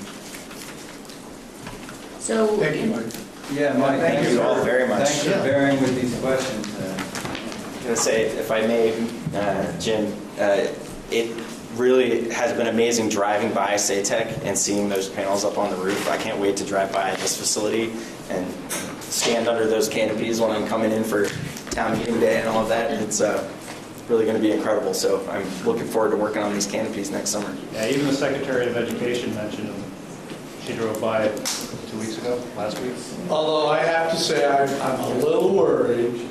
I was driving up with Brenda Comstock today, going up the road, and halfway up the road, if you could picture it, Brenda said, "Oh, I haven't seen those solar panels yet," and turns her head left, and looks over.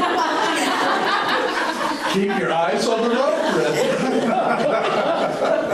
Did you keep the wheels straight? They'll become so commonplace by the end of next year that people won't be craning their necks and endangering the road. Thanks, Mike. Thank you.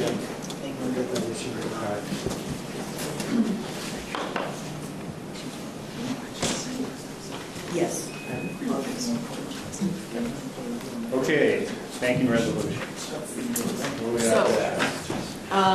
What I have for you is a resolution to authorize the new signers for the bank accounts that are held at the, I want to say this is People's Trust Company in St. Albans.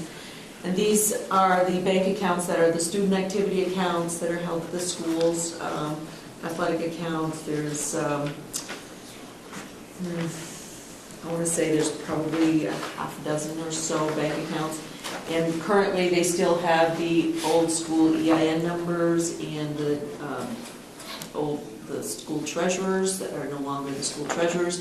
So we need to have these bank accounts changed over to Maple Run with the Maple Run school treasurer assigned to them, as well as the other signers on these accounts, which are typically the school principals. And this is just for the People's Trust account, People's Trust Company account. I may be coming back to you shortly with some other banking resolutions for some other accounts that might be held in some other banks. But basically, it's just the authorization to get the new signers on these bank accounts. Okay, and this is something that you're going to have to get every board member to sign? I'm going to have to get every board member to sign, yes. Okay, so you need a motion to... To approve the banking resolution I presented. Thank you, Nilda. Thank you, Mike. Any discussion on this? Hearing none, all those in favor indicate by saying aye. Aye. Opposed, abstentions, 6-0. So Martha, this goes around, is that it? No, I have it. I have a document. Any special colored fee? No. Okay, that brings us to other business. We have the warrants, their attachments, 9A. Motion to approve. Thank you, Mike. Second. Yeah, So, are you gonna take some discussion? but now would be the time to get started. Is there, do you think, in the future, a capability to sort some of this stuff by vendor or whatever? I mean, we bought a lot of individual, or what appeared to be individual pencils and glue sticks. And I'm just wondering if there's some group purchasing power out of the whole thing, you know, there must be. Yes. And I totally get the support the local business to go buy the roll of duct tape or whatever it was, but looking at it from a business, we're kind of a business too, right? So I know it probably can't happen right away. I think we probably have to have some data before we can analyze that, but I think it's just worth kind of keeping in mind. It's there. And if no, remember, that's part of our 5-year plan. 5-year Right, plans to look right. at. We know that. I guess when you look at all those pieces, you start tuning into certain things that recur. I It's agree. like, whoa. I agree.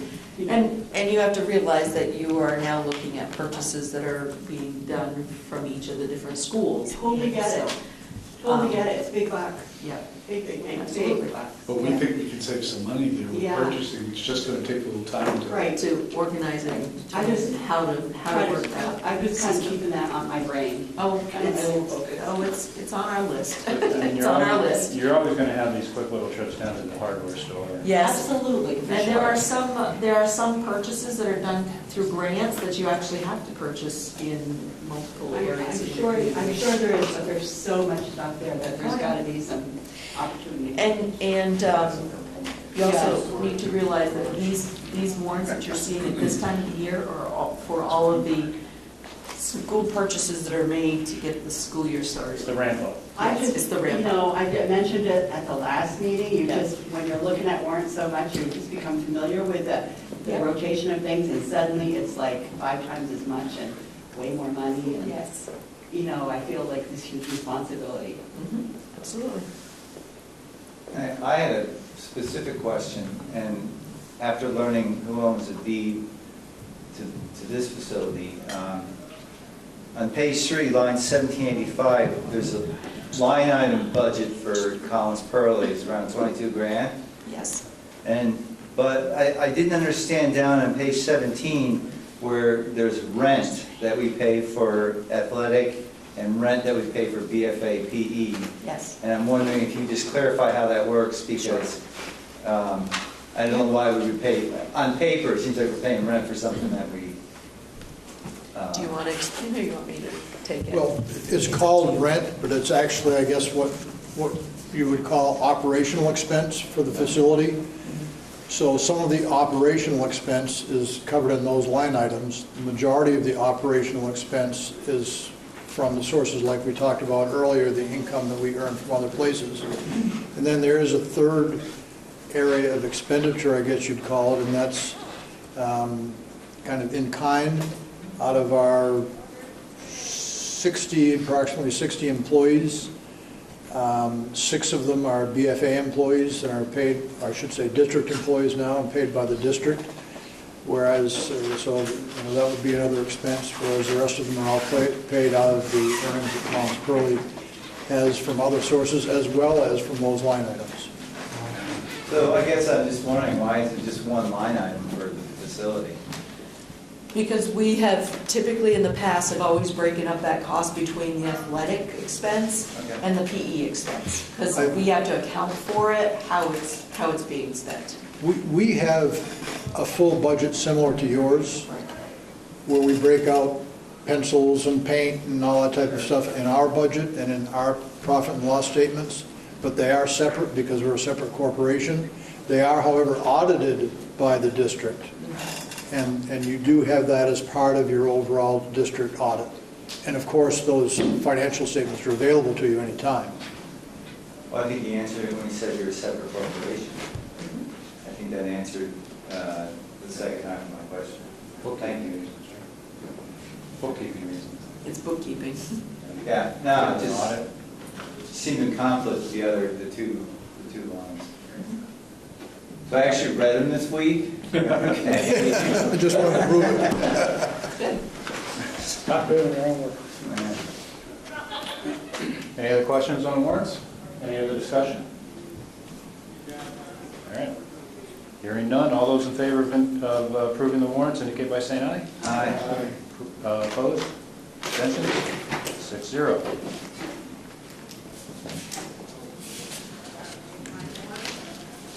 Item 9B is our superintendent's report. And I would just like to update you on the convocation. We had a successful convocation a week ago Friday. All of our staff were there. That's basically what I spoke about in the newsletter. Wonderful speech by your board chair, who always says he's nervous, but you can never tell when he's up there. does a nice job. Good speech from our Secretary of Education, who spoke a lot. It was nice to hear about the state of education in the state of Vermont, and being a bit of a policy wonk, she did a great job talking about statistics in the state,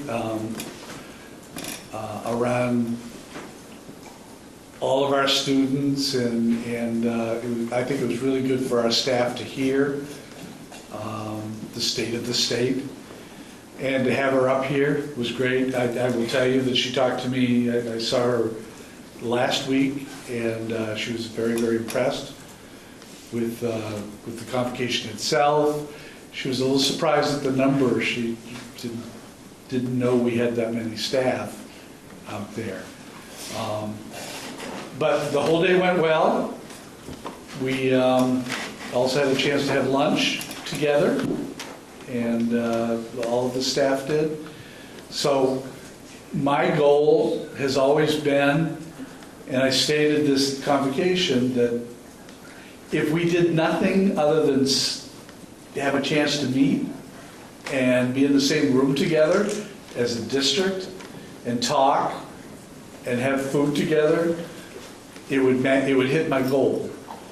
But obviously it was more than that, because we had the chance to hear from our board, we had a chance to hear from the Secretary of Education, and be able to talk and network and see each other and welcome each other. So I thought it was a good day. You should have in front of you a nifty tote bag that, and if you don't, we'll make sure you get one. All the staff received Maple Run tote bag. I just thought it would be a nice way of welcoming everybody. And we've gotten a lot of good comments about that. We also received some good comments about the fact, all of you know that we had 2 years ago a picture done of the whole, well, it wasn't Maple Run at the time, it was still Franklin Central. We were starting to transition out in the football, was it the football field? Softball field, a field, out back of everybody. And I wanted to do the same thing this year, and I wanted it to symbolize the fact that we had gone from a very loose-knit group of schools and people, which you would see within that first Maple Leaf, where people were all around the place. You could tell it was a Maple Leaf, but it was huge, into a much more tighter group of people, more unified, and therefore the new Maple Run.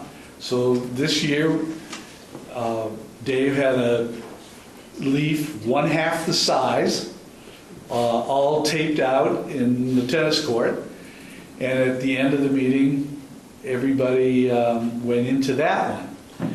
You should have it, because I think I sent it to you by email. It's a neat picture, unlike the first one, which was a broad view of Maple Run. You get to see everybody, you can zoom in, you can see the people.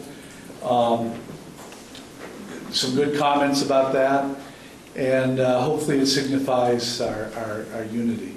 We're looking to do something with that. Lisa Jerosha is working with me on trying to do something where we combine the two pictures, the one from 2 years ago and the one from last year, into something, and we're not sure. We're going to talk to some students and some teachers about some creative ways of doing that.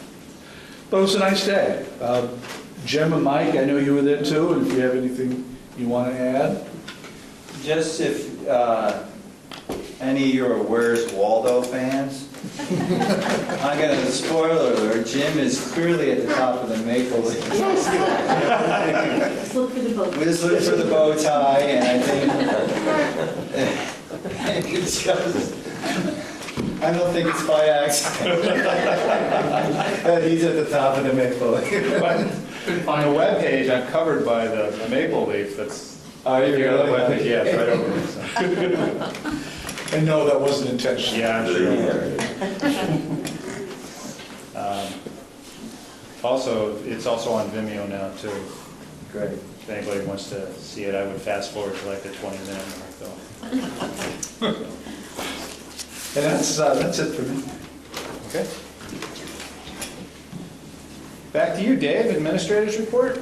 I deeply appreciate all the time you've spent with Collins Pearly Matters tonight, and I will relinquish to other topics in hopes that you let me speak again someday. I will. Well, you're going to bring back Part 2, part 2. someday. Okay, to the principals. Chris? Thank you, Mr. Farr. I just wanted to hand something out to you. You have your choice of a green or a gold folder. I wanted to just give you this information about our school opening. We had a good opening, and this is the information that I hand out to all our faculty. It includes our professional development plan, our student support structure, some neat educational articles for people's review, our emergency plans, and some policies. So I just wanted to make sure that you good folks are up to date on what we presented to our staff, the things that we review at our opening with our staff. And if you have any questions, feel free to contact any members of our team. Thank you. Joan? What you got? We have had a successful opening to our school year. We have a lot of the infrastructure things that we've done, so the front stairs are done, they look great. The cottage has its, well, it had its temporary certificate of occupancy, and we believe that after the fire drill today, we have met every expectation, and we are now at permanent certificate of occupancy, which is a good thing because the kids arrive tomorrow. Nothing like last minute, but it's okay. And childhood licensing came today, too. And childhood licensing came, okay, we are all good. It's really just today, but tomorrow the kids come. And Joan, could you review and just make sure that they all know what the cottage is? Oh, I'm sorry. The cottage is the cute name that we gave to the mobile classroom because mobile classroom does not sound cute. But cottage sounds cute, and it is cute. And Michelle has gone a little crazy because inside it looks like a dollhouse. Literally, it is adorable.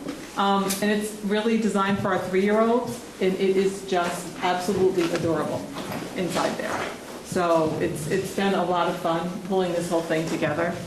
But in addition to all the stuff that we have available when the kids came back, we got our kids back, and that's always a great thing. For us, this is a very new year. We have never had all of our children arrive and leave at the same time. So it's been an experience, but a good one. And it's one that we're learning how to navigate. And so we're doing breakfast after the bell, which is actually really working. And we're just figuring things out as we go. But it seems like a good start, pretty smooth start to the school year. And tomorrow we get the rest of our students, our pre-K and kindergarten, and then we will be fully up and running. Will this board get a tour of the cottage in 2 weeks? Oh, yes, it'll all be a part of it. We even have a 3-minute video where you can watch it be built quickly, right in front of your eyes. Did, Joan, when we went through the busing scenario, the changes and additions, did you feel that went well? You know how the changes were, they were going to do some a little earlier, a little later. So we'll probably be back to you, talking to you about some infrastructure needs we need. We've never had 10 buses before. So right now, we're loading and unloading buses, or we're loading buses in 2 different locations and trying to get that done in the time frame we have to work in. So we've got some things like that we're going to probably be looking at, talking about what we need to do to make it so 10 buses can fit in one location. Yeah. And when we have, like yesterday, there was a 7-year-old that we had to get from the one location to the other location before our buses have to leave, or else town school will not have buses on time to get their kids out of their building. So like, there's a point where our buses just have to roll. whether the kids are on them or not. The buses are rolling. 2:55, the buses roll. And so if the kids are not on the buses have to roll. So that's just been one of the logistical things that we're working on. So I'd say that, there were things that we knew, because I had my plan A, my plan B, and my plan C. We got sent to plan C pretty quickly when plan A and plan B did not fit. So thinking about how we could have lined the buses up, and we had one plan and that wasn't going to work. So the bus company came down and we designed a second plan, and then we decided to try it before we implemented it. We brought 10 buses down there, and oh my gosh, that didn't work. So then we had to go to plan C, which was 2 locations. And so that's working, it's just Not ideal. it's not ideal. It's like a very stressful time in our day. But the good side of this whole thing is all of our children arrive and leave at the same time, which is really nice, because we used to have such a chopped up beginning of our day and end of our day. Like your day never began and your day never ended. So now at least it's just getting over this next step, which is just a logistical thing that just takes some time to iron out. There's only so much you can do when there's no kids there. So you need the kids there to try it. And they're being awesome. They really are. They're just totally, and the teachers, I have to say, our unified arts teachers are out there every morning and every afternoon. They each have a bus. They're right there with signs. So it's been a whole school effort to make this work. Everyone's on board and everyone's doing everything we can. So right now we're just looking at what do we need to do to provide them with what they need to be successful. But on the flip side, everyone loves having all the kids for the whole time. That's a really nice, so it's just that balance of those 2 things. Thank you. Angela? What's going on? Yes, we've had a great opening. 2 things that we started. We started our composting this week, so that was a big success. So that was great. And we're doing our Walking Wednesday program. We started that this week. So our kids are, and it was a little bit rainy this morning, but we still had kids walking, and yeah, it was good. John? So we had new restrooms this summer, and they are complete and beautiful, and there's no showers in them anymore, which is great, although we lost a lot of paper storage as a result. So sadly, we're stocking paper boxes in my office and everywhere else we can find a spot. We installed a washer and dryer in our building this summer, which is awesome. You'd be amazed how often a school needs a washer and dryer for a variety of different reasons.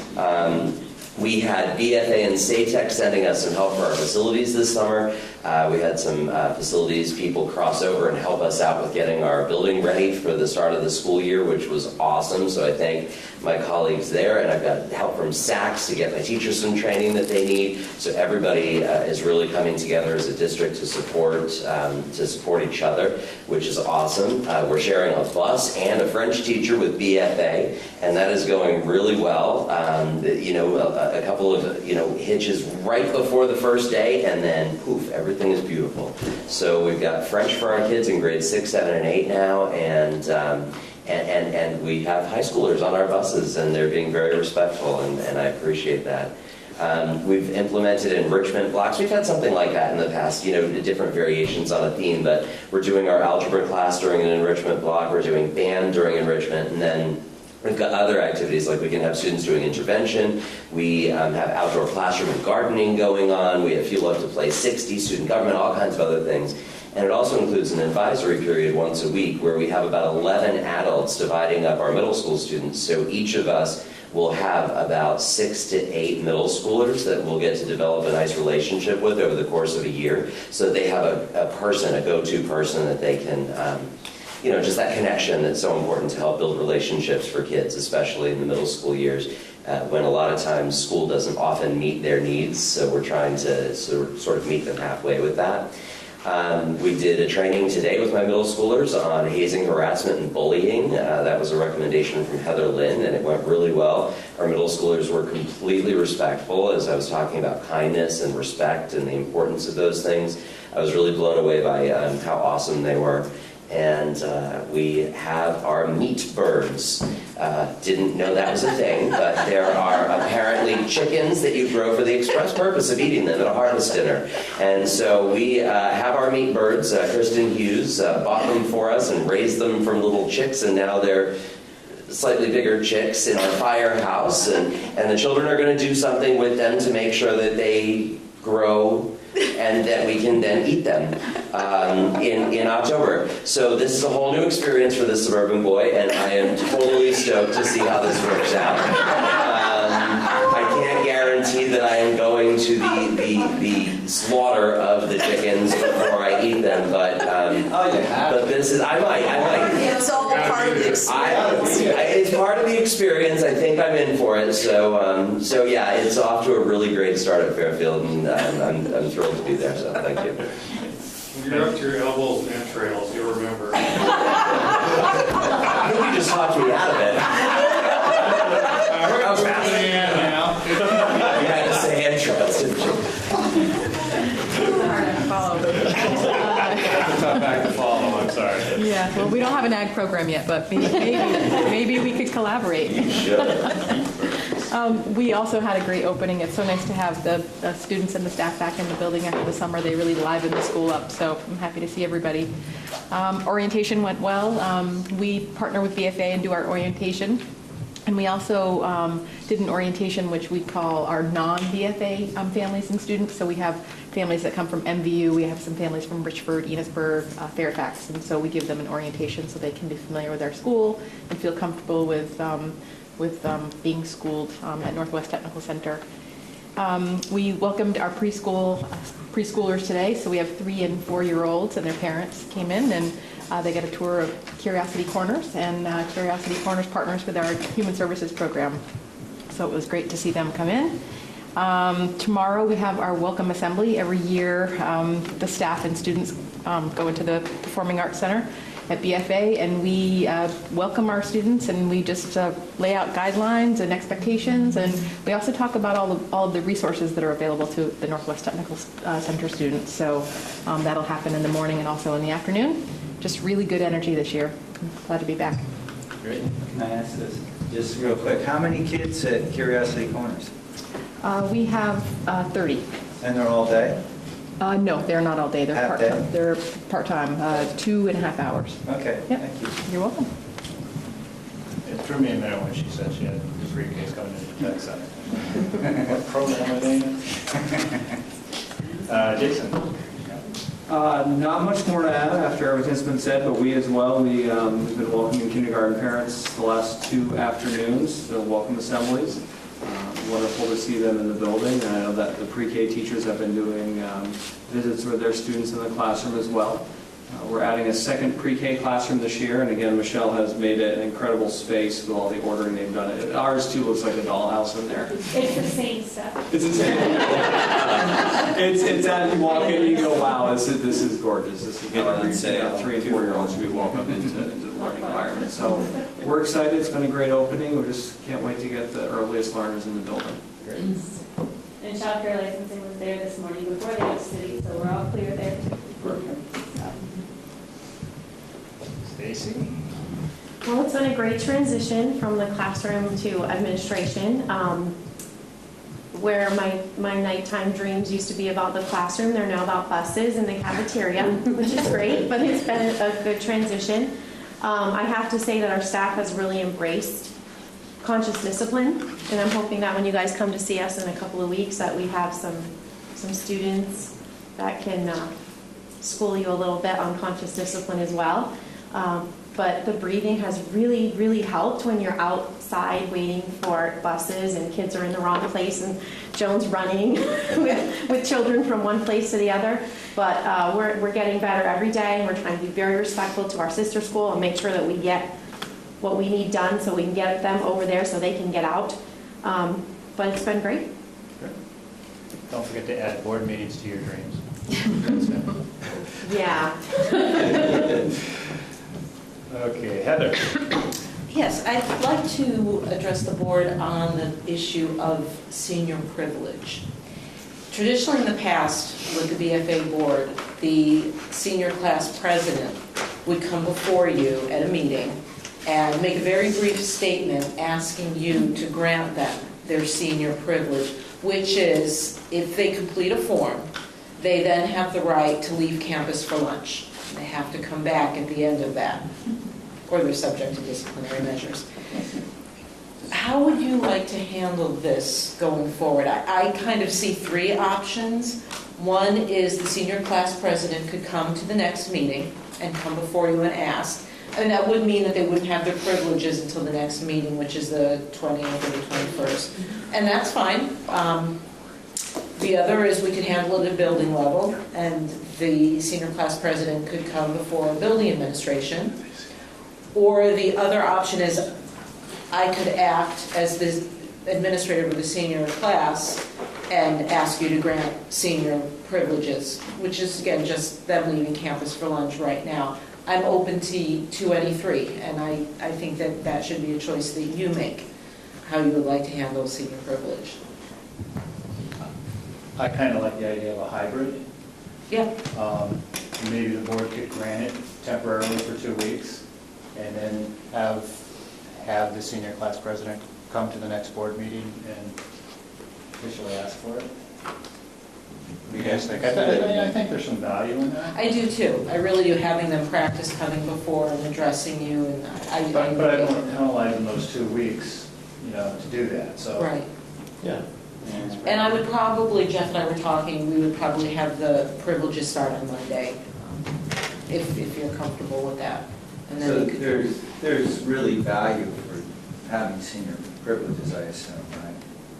Yes, we're not chasing seniors off campus. Right now, we're chasing them, telling them to come back. No, I don't know, I mean. Well, it's, My son's a some of it is senior. decongestion of the cafeteria, right? It is. It's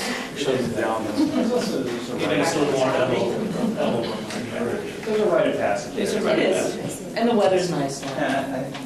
Do we need an action for that? And the other, I was just going to say, the other piece that we always would ask is, of course, there has to be parental consent. That's part of that. We have a document. All of that. And they can hold the privilege. People are not acting appropriately. To allow senior privilege. How did BFA do it? Did you actually do an action on that? That was a motion. We did, but it was, I have to say, it was kind of a holdup from probably the trustees of years ago, and it was a formality, but I think it was good practice for it was the president, right? The senior class president, Yeah, yes. that would come before it. And I think the other thing that it does is it shows that it's not an automatic, like you do have to go through a process and request it, and, it's a little bit of the real world, I guess. I agree. But I like your hybrid idea, so that they're not penalized by the fact that we didn't have process in place, Because we'll probably have a few of these things that pop up that we don't have a process in place, Yeah, look for a motion to temporarily grant senior privilege to. Yeah, I'll make that. I'll second it. Thanks, Steve. Second. Any discussion? Just one point. Are the privileges a new list each year? No. It's the ability to leave campus for lunch. Okay, that's the only privilege? Yes. Okay. I was just thinking if there were different ones each year, just a temporary thing, there might be something on the list that would wind up something you wouldn't want to approve. Right. It's But just if leaving it's that simple, fine with the motion. Do they sign in and out when they do that? Like visitors? Okay. No. Not important. Okay. Have a motion, have a second. All those in favor indicate by saying aye. Aye. Opposed, abstentions? They got 2 weeks. Thank you. And we'll add them to the agenda for the next meeting. Thank you. Anything else, Ed? No, that's all. Okay. Danny? We also had a great opening. We are in year 2 of proficiency-based learning, so both our freshmen and our sophomores are being taught, assessed, reported, and recorded in a proficiency-based system, which is exciting. So during freshman orientation, Chris Preston and I had the pleasure of speaking with the freshman families about the transition into proficiency-based learning and what that means in high school and beyond for their students. That was very well received. As a follow-up, we will be having parent information nights because there will be questions that arise as they start to see scores that look different than it did when they were in high school. And those dates are September 14th and October 18th. And we look forward to working with families as they navigate the new system. Can I just add, Ms. Warden has been very humble at our opening assembly with all the students. She performed, sang beautifully, "This Land is Your Land," as the kids came in, as they were all gathering on the first day of school, along with Mr. Bedell, Mr. Moulton. Dr. Randall was involved in this activity as well. Was that everybody? Jerry Bonzel. Jerry Bonzel, thank you, and Mr. Bushy. So it was just very pleasant to be able to start the first day of school with that kind of an activity with the faculty band and kids singing, and just really a good uplift to the school year. Is that something we can put on the next agenda for the board meeting? It should be right now, but it's on. We don't get I need a whole band. We're a band. We don't want after when we're not in the conference room. Yeah. Thank you. And then John. I really don't have much to add. We did have a great opening. Our facilities look fantastic. Scott and his crew did a great job. We don't have any chickens on our property that I know of, although I certainly would know, and I don't know if we have a dollhouse, but we do have curiosity. So that's good. Just upcoming, third week of September is homecoming. It is our Spirit Week, and it's a lot of fun at BFA. It's a time where the kids, on that particular Friday before the game, make floats on the hay wagons, and then we parade them down through town. It's just a fun week. The kids have different categories each day, and they earn points, etc. And they have the assembly on Friday afternoon before we leave school. So gets them pumped up for the big Friday night football game. So that's it. I'm looking for my calendar. Homecoming. The week of the 18th, and the football game is Friday night, the 22nd. Powder Puff Saturday night. Oh, yes, Powder Puff is a very big event. It's the night before, right? 23rd, Saturday night. Saturday. Friday night's the varsity football, Saturday night is Powder Puff. Monday and Tuesday are boys and girls soccer.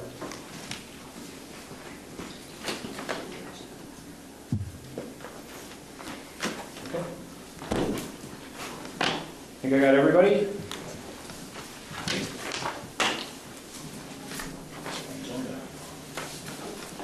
Okay, items for next meeting. It's a 4-step country. Yeah, it's coming up. So items for next meeting. One of the things, not really next meeting, but our meeting for October 18th, which is supposed to be at the Tech Center. Kevin and I are going to be down in Lake Maury doing our mandatory state training. So we'll probably want to, I think, reschedule that meeting. Let's just pick a date for, we'll do it next meeting so everybody can have a chance to look at it. Is that the same days as the conference? The SBA conference? The VSBA conference is Thursday and Friday. The training is Wednesday. Okay. We moved the meeting to Tuesday, the 17th at Northwest Tech. We already did. It's done. Never mind.